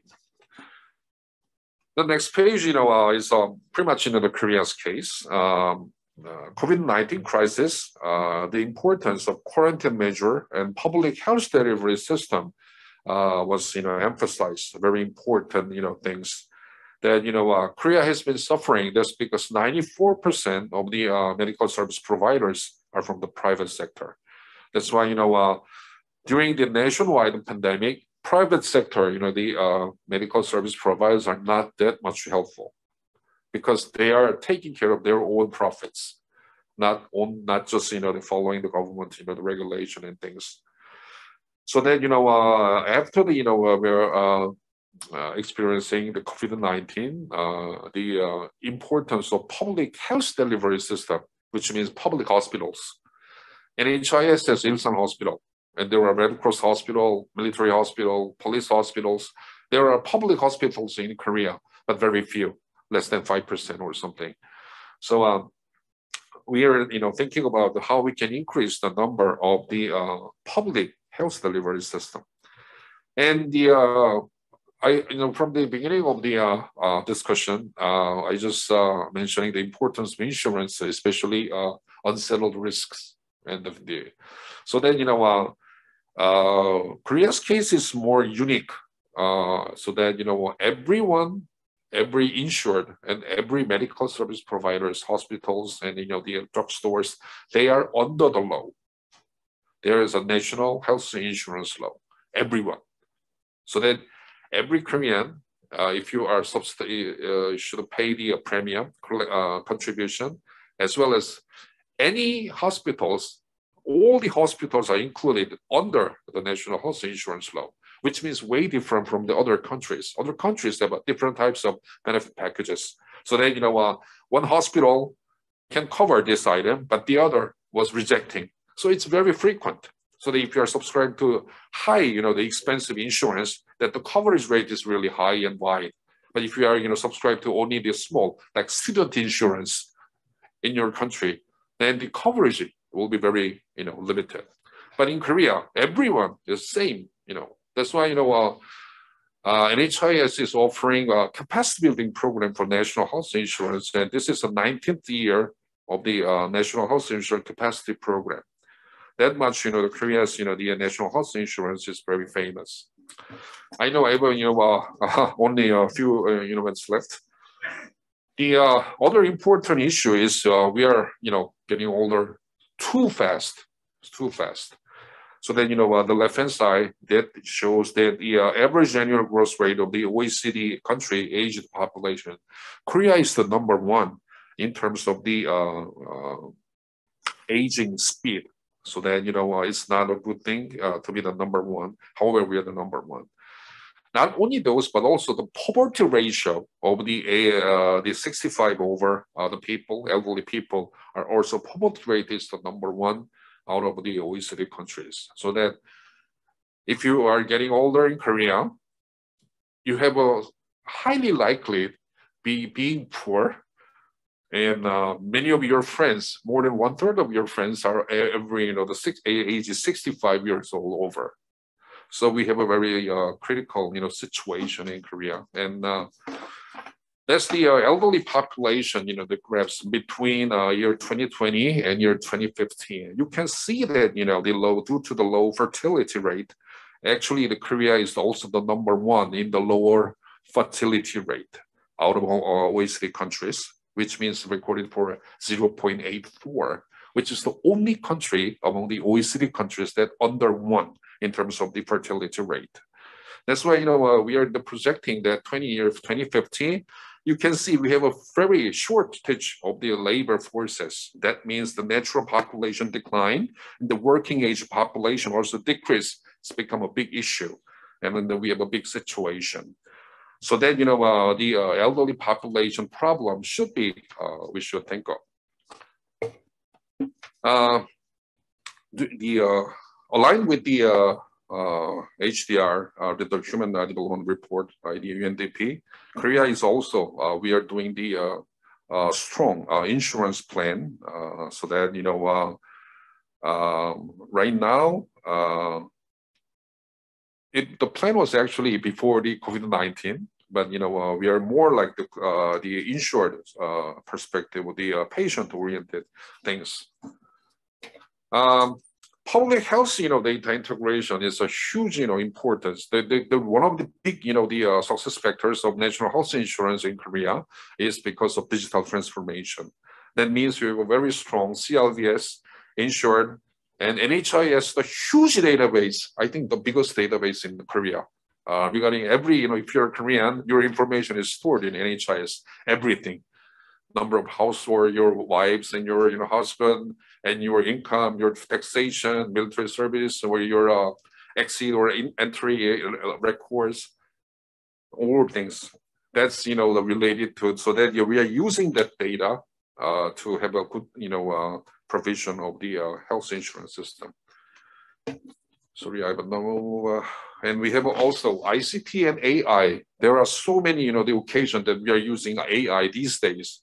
So that, you know, if you have an illegal foundation of the establishment of the hospitals, or illegal or force, you know, the inflation of the bills, then we are using AI to find them, to investigate. The last thing is the mental health issues, not just covering due to time limits, but, you know, after the COVID, I think, you know, Pedro already mentioned over the report, that, you know, the mentally wise, we should do something. That's because, you know, the human interaction, reduce the human interaction can lead to the feelings of the isolation and loneliness a lot. So that, you know, only treatment is more important for the mental health issues. So that, you know, government should do something with respect to focus on the mental, especially for the after pandemic. The last slide is the discussion part, you know, that, you know, the Korea has been successfully responded to COVID-19 by strong social distancing and using of ICT with a physical lockdown of society. And also we have a very strong insurance system, and also public healthcare delivery system importance was identified. And also big data, strong ICT integration was of the healthcare platforms was very important for the health capacity of a nation. Mental illness also important. Elderly care is also very important. And the NHI is the insurer of the long-term care insurance of the nation as well. Telemedicine is recently very, you know, the boom up, but still we are not allowed in Korea, even though it's a temporary allow in the COVID-19. So then, you know, still the debate on telemedicine is ongoing, but some, you know, the opinions are saying the only specify for those living in remote areas, the person in correctional facilities, military personnel on active duty, chronic disease, you know, the person, mentally ill patients, returning patients, those might be eligible for the long-term care, but I'm sorry, the telemedicine, but there should have the payment system and the due responsibility in terms of law and other things. There are many, you know, things to consider. So those are the issues of Korea regarding the health. Thank you so much for the listening. Thank you so much, Dr. Kang, and all panelists for your very unique perspectives on the themes that have been discussed in the HDR. I'm sorry, and I apologize that we are a little bit over time, but I would still like to beg for your indulgence so that we have a little bit of time for some questions. I think I would like to allocate 10 minutes for some questions. And I have seen that there are some questions in the chat box, as well as some of the the questions that we got through the registration. But I would like to ask anybody in the room if there are any questions, any burning points from your side to any one of the panelists. If I don't see, oh, yes, please, go ahead, let's get you a mic. Yeah, please, you can just speak from there. And perhaps you can briefly introduce yourself. Thank you. Hello. I'll speak in English, but I could probably do Korean as well. Hi, I'm Jong Park. I'm the Deputy Head of Mission at the New Zealand Embassy here in Seoul. So thank you very much. Very interesting presentations. I'd love to get copies of them all. I don't know if that's possible. But my quick question is for Professor Shin, just on climate change education and what that does in a country. I know you'll be aware that the youth climate activism has become very, a lot of world headlines and a lot of effective kind of advocacy. And in my home country, New Zealand, it's gaining momentum. This is like from high school or junior high onwards. In Korea, you know, you had some interesting stats about awareness of climate issues. What do you think could be done more from either, you know, think tanks like yourselves or the Korean government?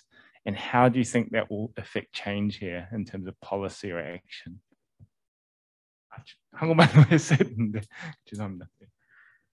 Okay, thanks very much. Before we answer that, let me just collect a few more questions, and then I will open to the floor for responses.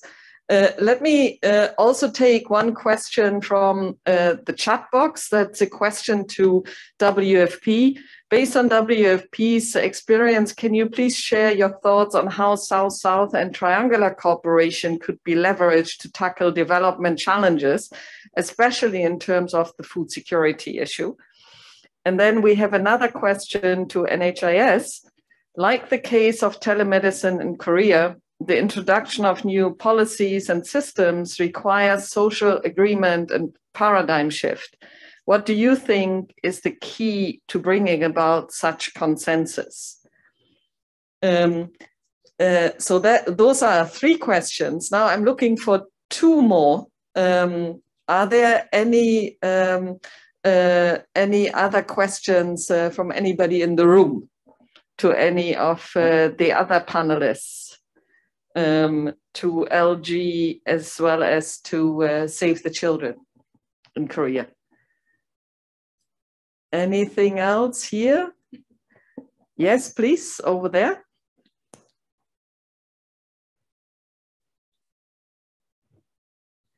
Thank you, panelists, for your valuable insights into the topics related to human development. I have a question for Ms. Sora Jang from Save the Children. I would like to ask, how can NGOs like yours better contribute to improved human development in post-crisis or fragile settings, especially where local government and institutions might face limitations? Thank you very much. Thank you very much. Then if it's okay with you, let me add the final question directed to Mr. Lee. Can you please share one good example of a private-public partnership to drive innovation and advance inclusion, either nationally or globally? I think with that, we have 5 questions, and I would like to ask all the panelists to please answer them in not more than 2 minutes each, if that's okay. Shall we start with the first question to Dr. Shin? Can I hand over to you, please? Well, thank you for your question, Deputy Head of Mission. I'm not sure I got clearly what question it was about, but regarding the climate change, many actors, including governments, are making efforts. So I think you are wondering what think tanks are making efforts. I think think tanks like KEI, and I'd like to introduce the case of KEI. Well, before I told you that the climate change related issues came from scientists. So first we need to to identify how climate changes, and the Korean Meteorological Administration and other agencies have analyzed how climate has changed from the past and how it will change in the future.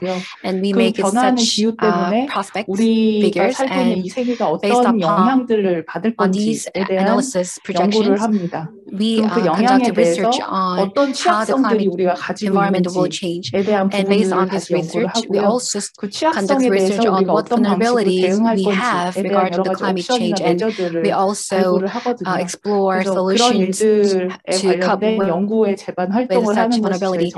And these are activities done by the KEI. And also, I think maybe I can share the cooperation with a civil society or private organization. Can I? Unfortunately, we don't have time for that now, but I would very much like to encourage you to maybe follow up on that also bilaterally. We can share also the contact if that's okay. Yeah, thank you very much for that, Dr. Shin. Can I hand over to Marian for the next question, please? Thanks, Anne, and I'll respond quite briefly and in English because, well, the question was in English, and the subject matter, which is a very important one, South-South and triangular cooperation, is something that we could talk for hours, I think.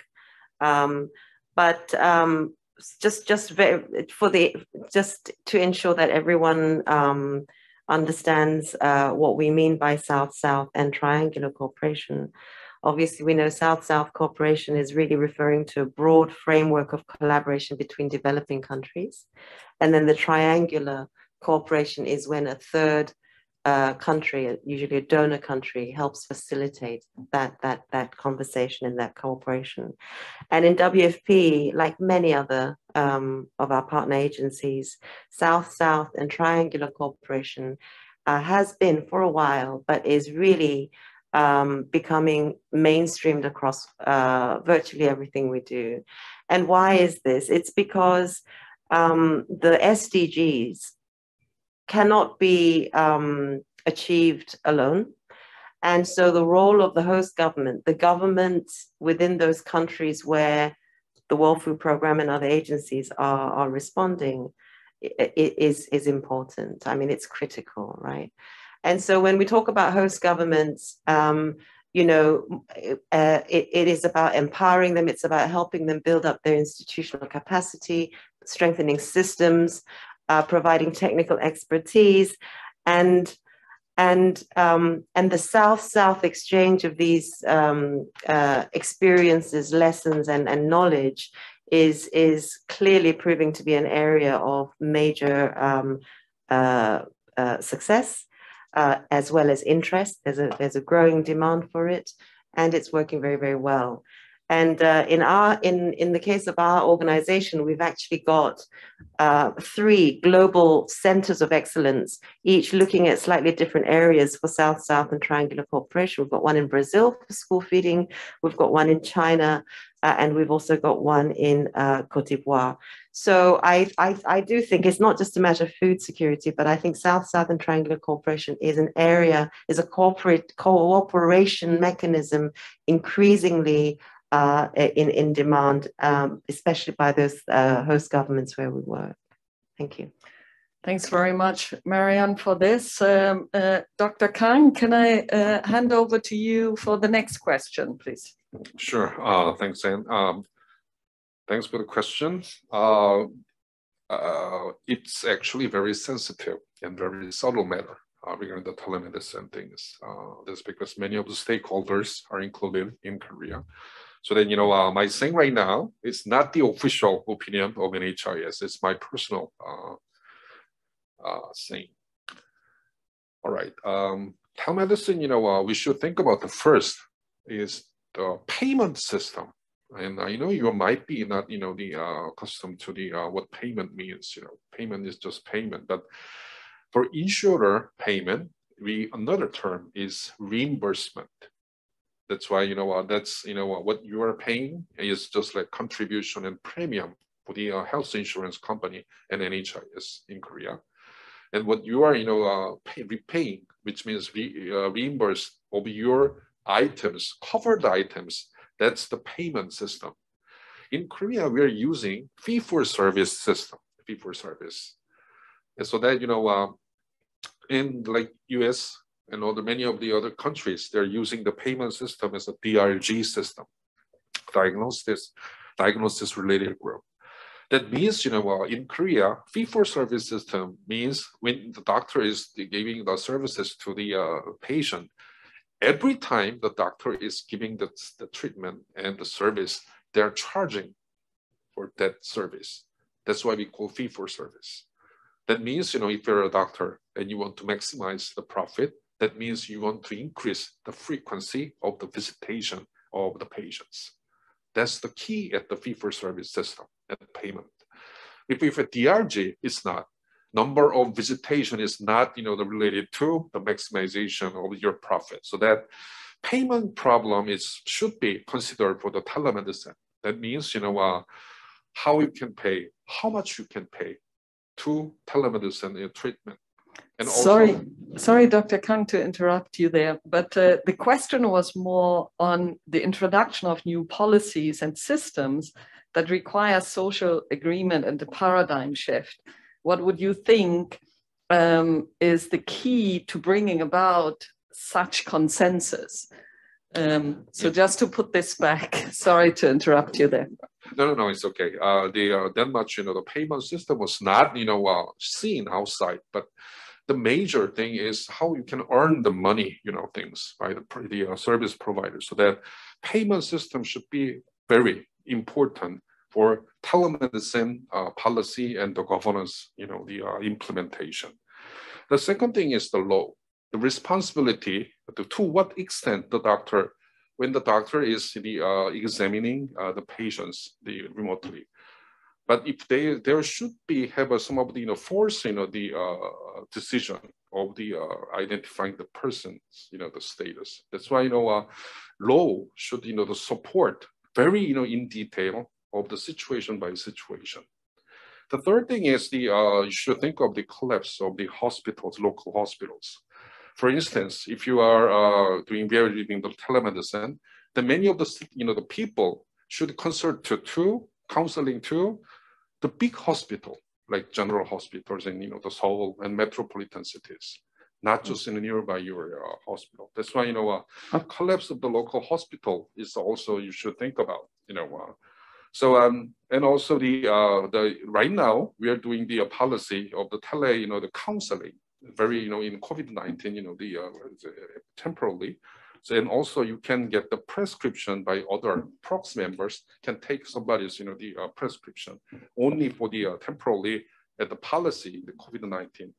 But still we're not in the situation of using that things.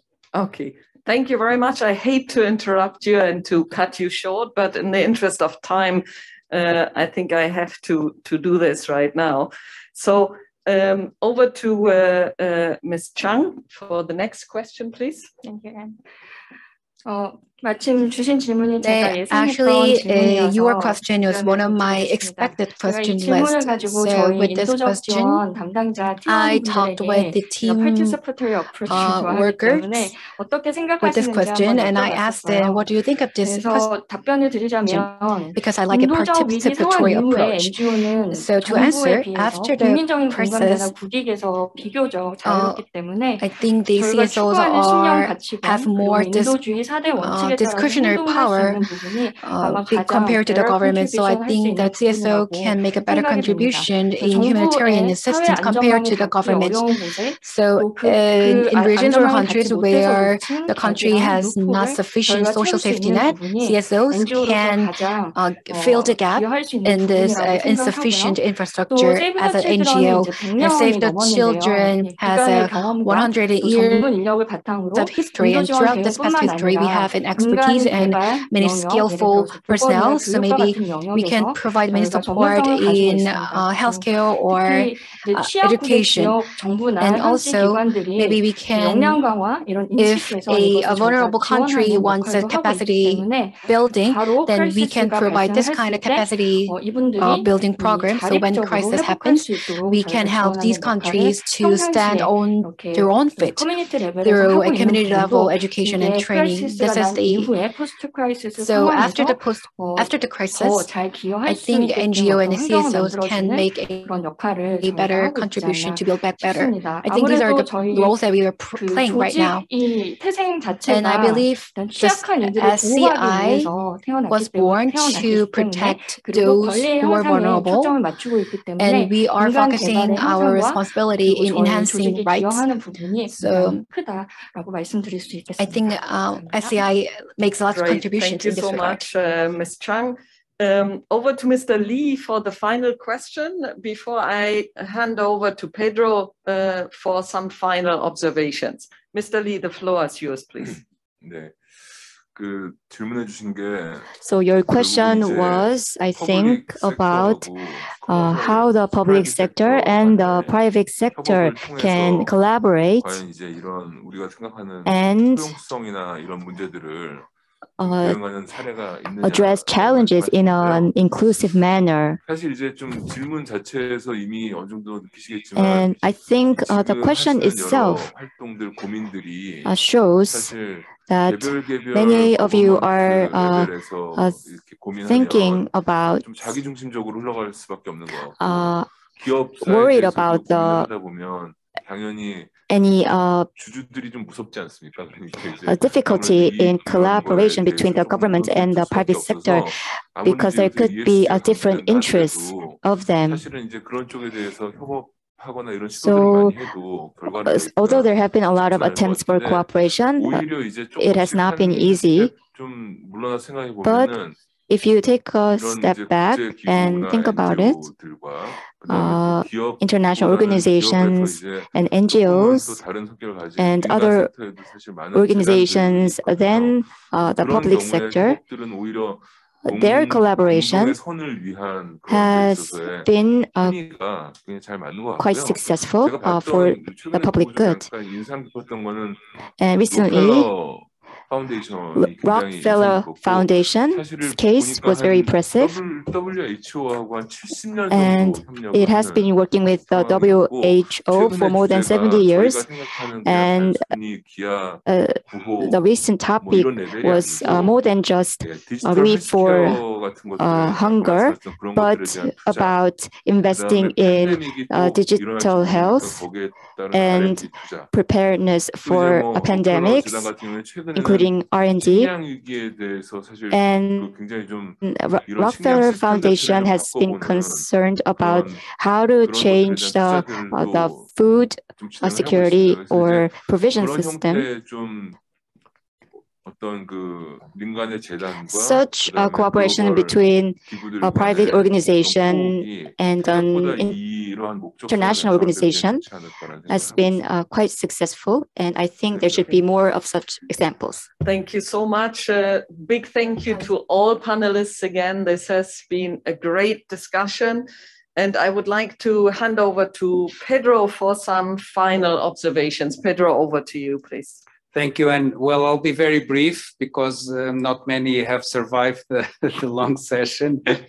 But I just wanted to thank all the panelists. Thank you, Anne, and the team of the Seoul Policy Centre. So I think that from Save the Children and the WFP colleagues, they were able to put in sharp relief this new context of uncertainty that I described in more general and abstract terms, and also put a human face into the challenges that we are confronting. From the Korean Environment Institute, we also saw struck by this idea that the threshold of vulnerability needs to shift, and adaptation can be conceived that what we need to do in addition to the normal coping with climate variability. I think it's a very powerful way of thinking about the challenge of adaptation. insurance. We saw how important it is, but also how complex it is. Insurance markets, we know, suffer all sorts of what we often call market imperfections, moral hazards, adverse selection. So it's actually easy to think about insurance, but putting in place a system in which everything works well, like you are doing so effectively here in the Republic of Korea, I think is quite a feat, and it's very impressive. And from Shou Li, I retained a phrase that I think is a good way of summarizing a key message of the report. So Shou Li said, don't predict the future, just define the better future. And I think this is the direction in which we need to go, going beyond just the scenarios about how bad things can be in the future if we do this or don't do that. And I'll actually do an effort to define the better future we want, and put our energies behind moving in that direction. Thank you. Great, thank you so much, Pedro, for those reflections. There is really nothing to add to that. Just a big thank you to the ones who have survived in the room. Thank you so much for your patience, and also for everybody who's still online with us. Big thank you again to everybody involved. And with that, I hand over for a final word to my colleague Hedgen. Thank you. Thank you, Anne. I mean, I have 소장님 감사합니다. 더 말씀드릴 것이 많진 않습니다. 서로 지금 감사 인사를 드렸고요. 이제 이 행사 관련 자료를 저희 UNDP 서울 정책센터 웹사이트에 올릴 것입니다. 그래서 보시고 동료들과 공유할 수 있을 것입니다. 온라인 참여자들에게도 굉장히 감사드립니다. 보이진 않지만 정말로 감사드립니다. Hope to meet you again. Goodbye and thank you very much.